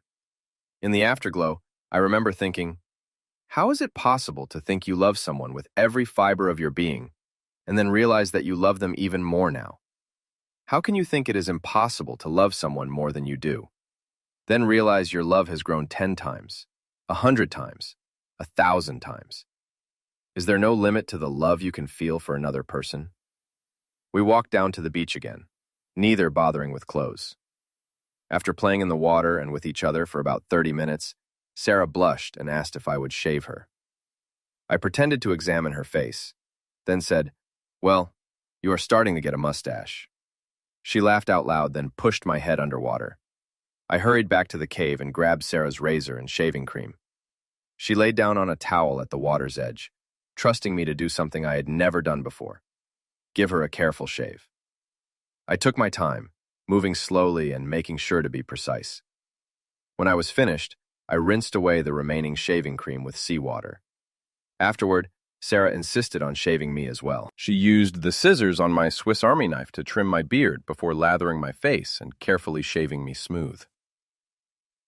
"You know you aren't bad-looking for someone so old," she said. I smacked her butt, making her yelp. I started to get up, but Sarah stopped me. "I didn't say I was through shaving you," she declared as she blushed. I didn't understand at first. I mean, she had already shaved my face, so what else? It wasn't until she pushed me down on the sand and began using the scissors to trim me down there I understood. I had never shaved down there before. By the time she lathered me up, I was already as excited and remained so for the 15 or 20 minutes it took her to complete the job. She rinsed me off with seawater, then gave me a fantastic BJ. We must have made love 6 or 7 times that day, before finally falling asleep that night. The next morning, day 12, we made love as soon as we woke up, then again after breakfast, and again a couple of hours later. During the afternoon, we made love twice more.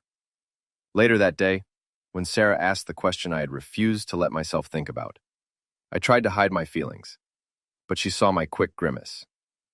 "Don't you want to be rescued, Ray?" she asked. Obviously, her previous question had been to inquire if I thought we would ever be found.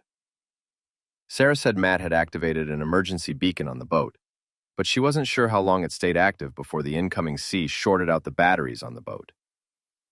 "You have already rescued me, Sarah, with your love.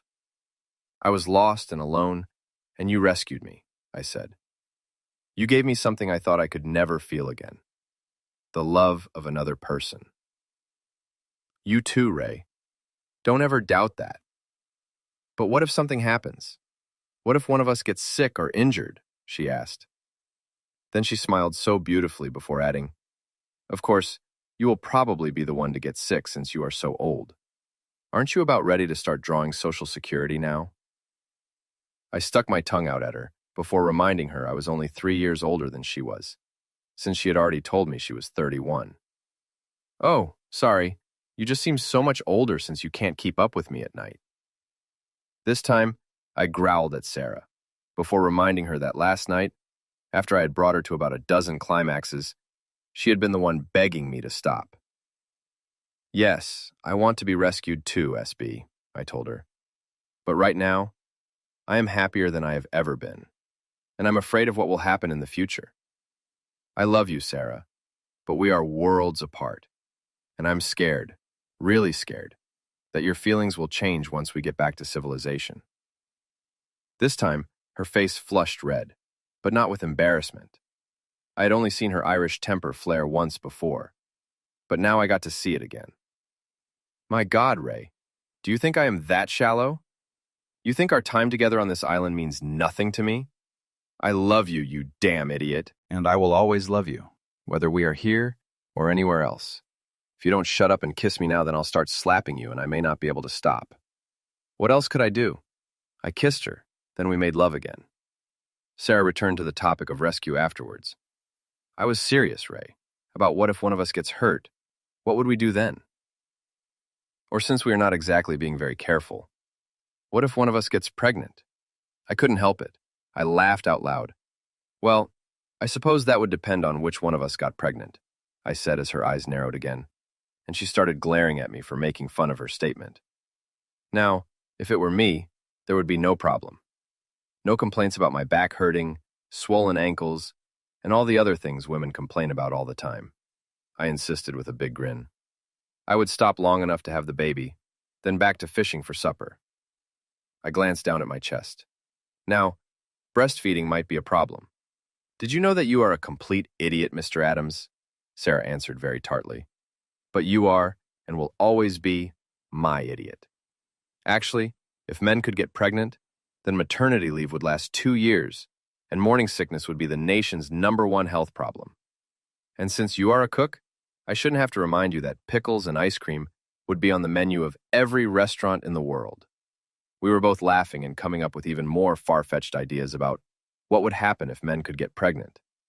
My favorite, and probably most accurate, was when Sarah said that if men could get pregnant, they would demand an epidural beginning in the first month of pregnancy.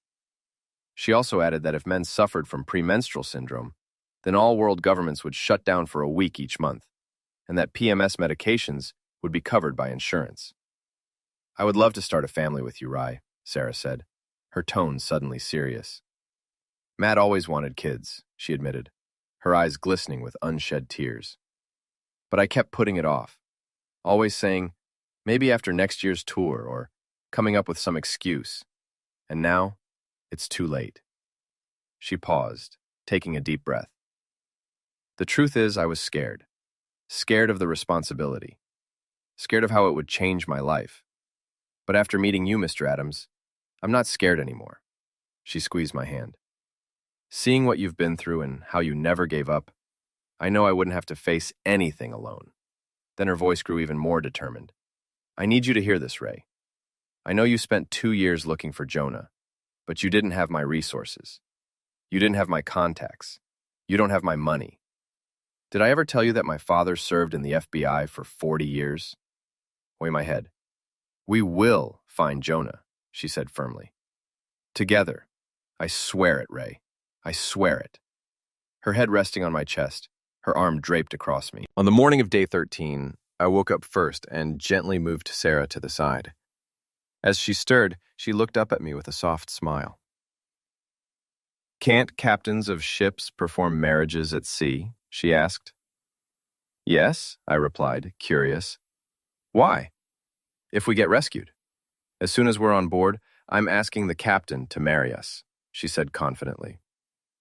But I haven't even proposed yet, I pointed out. Sarah smirked.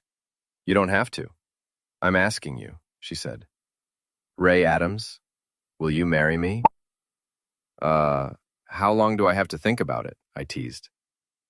She smiled sweetly. About 30 seconds before I start getting impatient.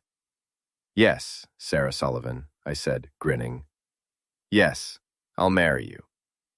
Raleigh beamed, Sarah beamed, then rested her head against my shoulder. After a few minutes of comfortable silence, she looked at me. Can I sing something for you, Ray? It's a song I wrote just for you. I thought you weren't supposed to sing for a while, I asked. I won't push my voice too hard, I promise, she assured me. But I need you to hear this. I nodded and she sat in front of me, her knees touching mine as she held both of my hands in hers. Then with a deep breath she began to sing. Born beneath the blazing sun, my mother lost her life for mine. My father, distant and unyielding, saw me as the fault, the sign. Lord, I've walked through endless trials, paying for what I haven't done. Each struggle steeper than the last, yet I climbed them one by one. But this time, Lord, I thought you'd given a mountain too high to scale. No longer just another burden. This time I feared I'd fail. She grew weary of the struggle, the sorrow, the toil, the fight. Tired of giving and getting nothing. Tired of being my wife. She took the light from my world, my pride, my laughter, my joy. She stole the reason I lived for. She took my little boy. And this time, Lord, I thought you'd given a mountain too high to scale. No longer just another burden. This time I feared I'd fail. But this time, Lord, you sent me a partner, a friend to help me rise. That mountain became just another hill, and together we touched the skies. Yes, this time, Lord, you gave me strength, a hand to hold, a love so true. Together we climbed, we fought, we won, and found my son and a love renewed. Side by side, we braved the storm, and found my son, our love reborn this time. To say that I was a basket case by the time Sarah finished singing would probably be a gross understatement. I was crying so hard I couldn't even speak, much less thank Sarah for her words. And again, my love for this incredible woman skyrocketed upward. I lost count of the number of times we made love the rest of the day. Between fishing, eating, and swimming in the cove, I quickly found out I could not even begin to match her speed in the water. Because of the injuries to my shoulder, I was never able to fully extend my left arm over my head for a full swimming stroke. Since there was no injury to my right shoulder, I would always start curving to my right side when trying to swim. Once Sarah realized I was never going to be able to beat her swimming, she started making bets about who could do what to whom for the winner or loser of the race, then would bully me into accepting. Afraid of a little girl was her favorite ploy and one that was usually accepted. Of course, since I was enjoying her inventive imagination as much as she was, I didn't mind losing. We both fell asleep that night, completely sad and exhausted. The last thing she said to me just before sleep claimed us was, "If you ever tell anyone that I asked you to marry me, that I'll kill you." We both laughed, then fell asleep. Just after a late breakfast on day 14, we had already made love twice that morning. We both heard the plane. I had been on the island now well over 6 months, and knew we were far outside normal shipping lanes, since I'd never seen a single boat or ship other than Sarah's doomed yacht. Only once or twice had I even seen the contrails of a high-flying jet. So, I knew this wasn't just a chance encounter. The plane I knew was searching for Sarah Sullivan, the #1 ranked recording artist in the world. With a heavy heart, I ran back and grabbed the mirror I had taken from her boat, and we used it to signal the plane once we saw it flying over the island. It circled overhead for several minutes. Then I saw something drop from the plane and land on the beach. When I got to the package, it contained some military-style MREs, meals ready to eat, fresh water, and a note. The note read, "Ship about a day away. I have given coordinates. Will return afternoon with more provisions." Sarah, of course, was ecstatic and literally jumping up and down with joy. I felt like someone had punched me in the stomach. I knew my happiness was probably about to end. When Sarah belatedly realized I wasn't exactly celebrating, I again saw some of her Irish temper. "Ray Adams, stop it right now. Don't be like this," she demanded. "I told you yesterday, I will love you forever, and I will insist the captain of the ship coming to pick us up marry us immediately. Sarah, I love you so much it hurts, but I can't let you do this. I can't let you commit professional suicide," I tried to explain. "How long do you think it will take before someone in Wilmington sees that we've been rescued, then remembers, oh, isn't that the guy who was sentenced to prison for assault, and tells the news media? How long will it be before you see a headline saying, 'Rescued singer marries convicted assaulter. Hunt for former husband's missing body continues'? And how long before you see some story, probably in one of the really sleazy papers, claiming both you and Matt were alive when you got to the island? That either I killed him, or together we murdered him. Didn't you say you and Matt had been having problems for 2 years? You think other people haven't noticed?" My words sank in, Sarah's face went pale. I have absolute proof I did nothing wrong, yet some people still believe the worst. They think I escaped justice on a technicality. People always assume the worst. I took a deep breath. As much as I love you, SB, and as much as I'd give anything to be with you, I can't let you do this to yourself. I can't let you destroy yourself. I dropped to my knees in the sand, my voice breaking. I can't let you destroy yourself, SB. The hardest I've ever been hit was by my former drill instructor after I told him off. Almost as hard were my father's punches during our fight. The third hardest was when Sarah slapped me. I had been on my knees and it literally knocked me onto my side. I got up and she slapped me again, then shoved me over onto my back. She straddled me, her face inches from mine, and unleashed a storm of words I never imagined she knew. Words that would have made my drill instructor proud. "Listen to me, you stubborn fool," she said. "You are about the most frustrating person I've ever met, but you're my frustrating person. If you think I care what others say, then you don't deserve me. Unless you're a complete liar, you agreed to marry me. And by God, I'm holding you to it. Do you hear me? If that ship comes tomorrow, then by tomorrow night, I will be Mrs. Ray, stubborn as a rock Adams. Do you understand? I don't care what anyone thinks about it." Yeah, my drill instructor would have been impressed. The next night, Mrs. Adams and I celebrated with a real meal. Steak instead of fish for once. 4 days later, we arrived at Pearl Harbor where hundreds, maybe thousands of people were waiting. Reporters, fans, well-wishers, cameras flashing from every direction. An immense cheer went up as we walked down the gangplank, and Sarah answered questions for a couple of hours. I tried to stay out of the limelight, but of course, Sarah had to introduce me and explain how I had saved her life by getting her off the sinking boat while she was unconscious, then nursing her back to health, spoon-feeding her until she had regained her strength. At first, all the reports were incredibly positive, with the news media reporting an almost fairy tale-like rescue. During the first 3 days we were back, I was described as a hero. Sarah told the news media about my being a disabled veteran due to my wounds from Iraq, and I think I had nearly as many requests for interviews from the news media as Sarah did. I turned down all the requests. At my insistence, Sarah did not tell the news media we had actually already been married by the ship's captain. Somehow, I didn't think it would be appropriate to tell everyone Sarah and I had gotten married just 2 weeks after her then-husband had been lost at sea. As I had warned Sarah, however, the vultures soon started coming out. Someone on the ship told a reporter about our being married the same day we were rescued. Then, all hell broke loose. Although my official records had been cleared of any arrest or conviction, as ordered by the judge in North Carolina, You can't go back and erase newspaper stories. And there were lots of old newspaper stories. Within a week, I was played alive by the press, called every name in the book, and soon, all the talking heads on television and radio were interviewing psychologists who claimed I had brainwashed an injured and at the time somewhat mentally impaired woman into marrying me. Most of the stories at first portrayed Sarah in a positive light, with my being cast as the villain. Sarah needed extensive counseling to free herself from my evil influence, and most of the so-called experts said the marriage would not last another week. As I had predicted, it didn't take too long before there were reports indicating Matt had probably been alive, and either I by myself or Sarah and I together had killed him. There was even one report that claimed Sarah had deliberately put me, her secret lover for several years, on the island just for that purpose. Finally, about a month after we were rescued, another scandal broke out. It seemed that some aging rocker had been caught with a 14-year-old girl and her mom at the same time.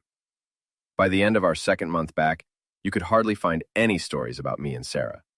Not that we really cared. After the first week, we went into seclusion.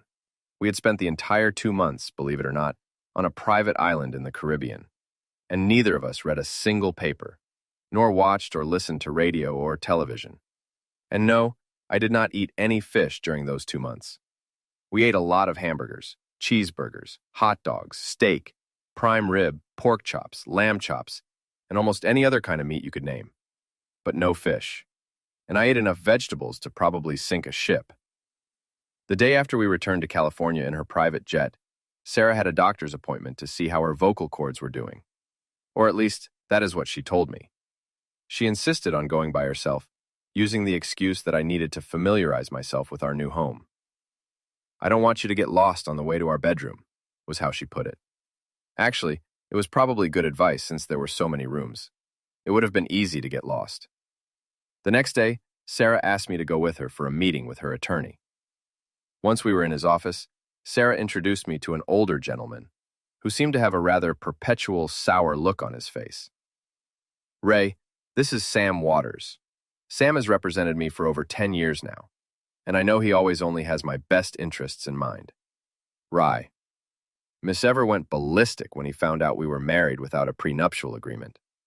"I've already told him you would have no trouble signing a postnuptial agreement. Is that right?" I told Sarah that was right. Mr. Waters finally spoke his first words to me. "Before we go any further, is there anything in particular you want in this agreement, Mr. Adams?" Sarah and I were holding hands.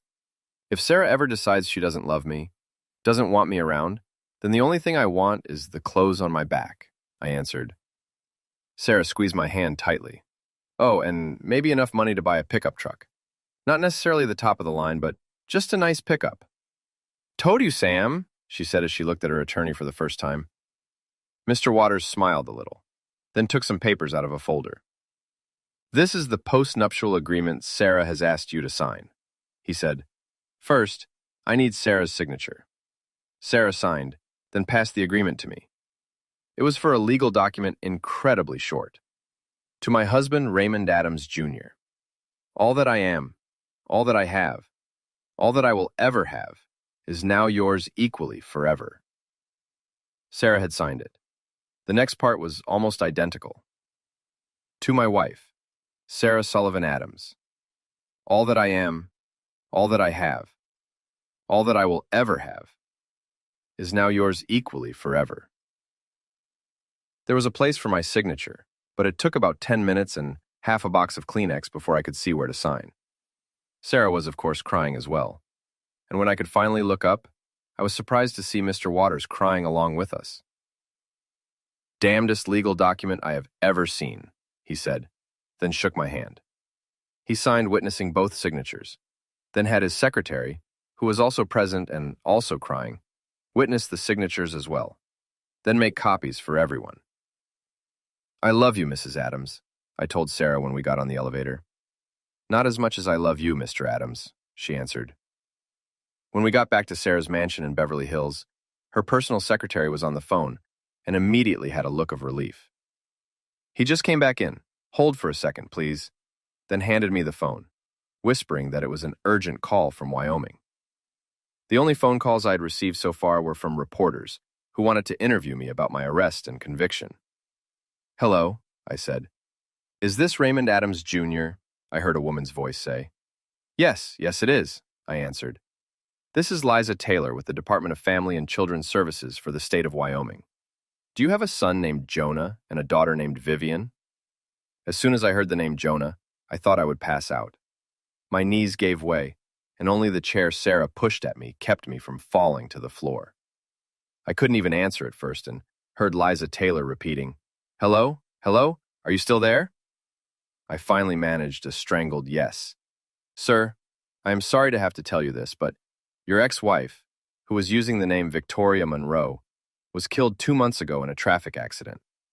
But your son and daughter are both safe. They have been placed in foster care, but neither was injured, and they are perfectly fine. Homelessness."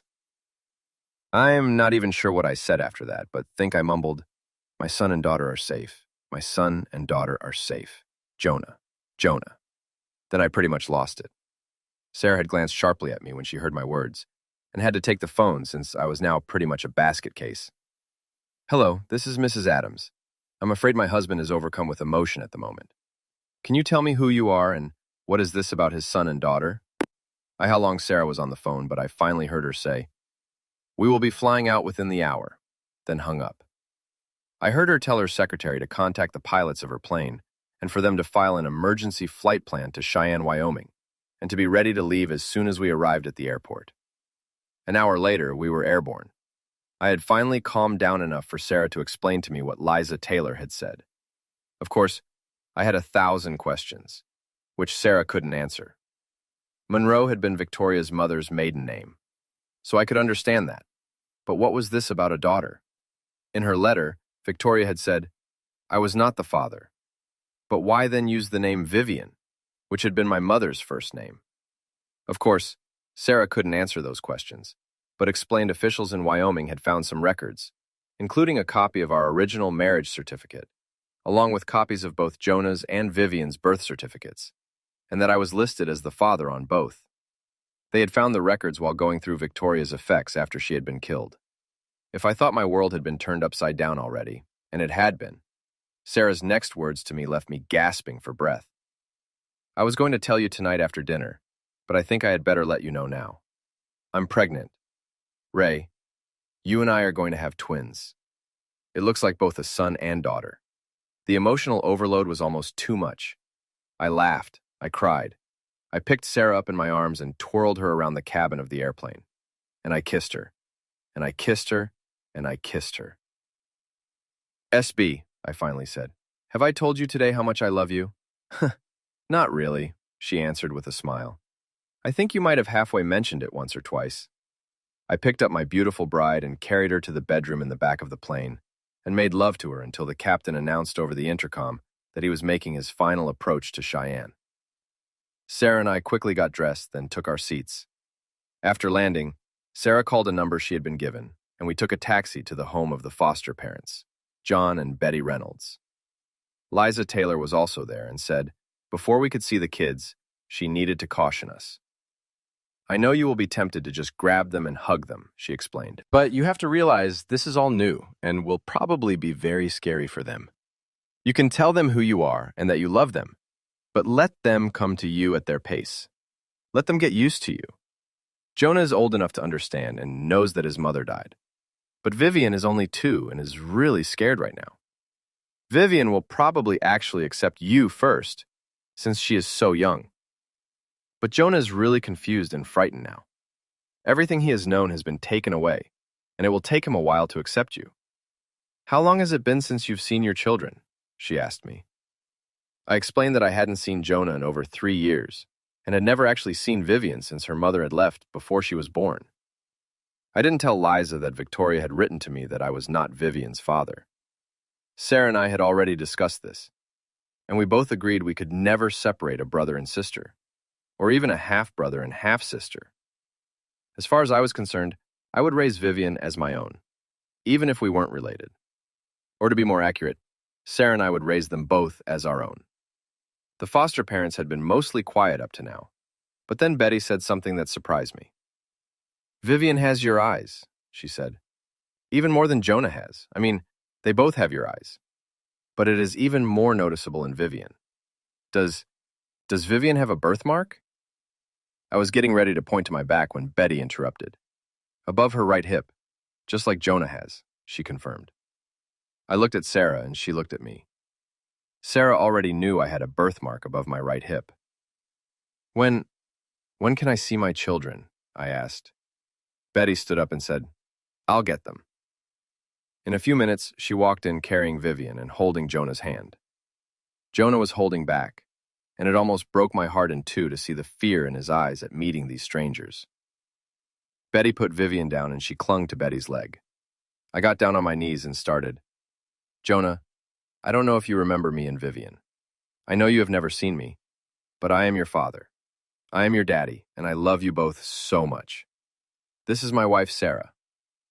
Both children stood beside Betty for a minute. Then Vivian walked over to me and touched my face. You are my daddy? She asked in her little voice. Yes, Vivian, I am your daddy, and I love you very much, I answered. Vivian turned to Sarah and said, You are pretty. Are you going to be my mommy? Sarah also got down on her knees, and I watched Vivian walk over to Sarah and hug her.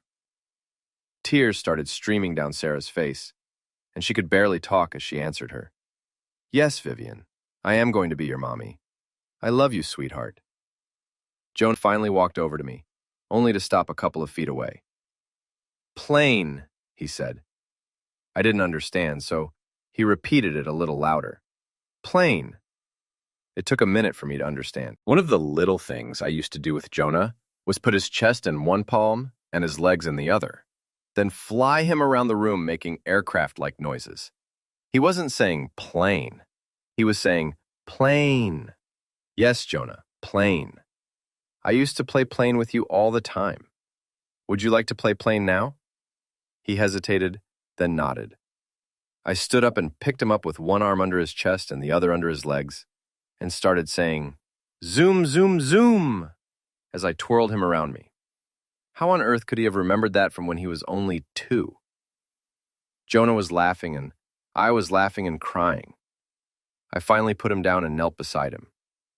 Then Jonah put his 2 little arms around me and said the single most beautiful word in the English language. Daddy. Sarah had something else to say as well. Jonah, Vivian. In about 8 months, you are going to have a new brother and sister to play with, she said as she rubbed her stomach. They are going to need your help to teach them all about being a boy and a girl. You're pregnant? Asked Liza, and Sarah confirmed it. Liza and the Reynolds congratulated us. You know, it's moments like this that make my job worth it, said Liza. Betty went to get their clothes and toys while we waited. I'm sorry I couldn't wash their clothes before you got here, said Betty, but our washing machine broke today. He told her not to worry about it, then looked at me. I could already see the wheels turning in her head. Could I get a glass of water before we leave? Sarah asked, then insisted on following Betty to the kitchen. After we headed back to the airport in the taxi, Sarah told me their refrigerator was at least 10 years old, and the oven looked even older. While waiting for the plane to take off to return us to California, Sarah called the local Lowe's and paid for and arranged for next-day delivery of the top-of-the-line washer, dryer, refrigerator, and oven the store sold. All anonymously, of course. The next year, after the twins were born, Sarah and I flew back to Cheyenne for a one-day trip. I had found out where Victoria was buried, and Sarah and I visited the grave. Sarah held my hand as I knelt down beside the grave. Then she knelt down also. I've never thanked you, Victoria, for giving me 2 beautiful children. I owe you so much. You believed in me and got the conviction overturned. You gave me 2 adorable children. I hated you for so long for taking my son away from me. But if you had not, then I would never have met this incredible woman beside me. I don't know if it matters to you or not, or if somehow you can hear me now, but I just want to say thank you for all the good you did in your life. If it does matter, then I want you to know I forgive you for taking Jonah and Vivian away. And I am truly sorry I wasn't a better husband. I didn't say it enough when we were together, but I can say it now and mean it.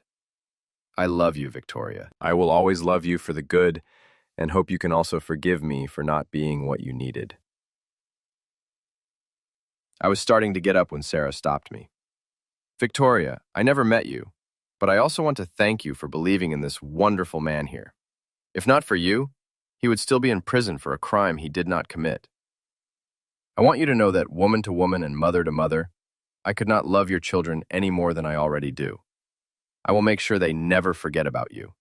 They will always know that their birth mommy loved them also. I never got a chance to meet you, and thank you for giving Ray back his life. But I will always be grateful, and want you to know that I love you too.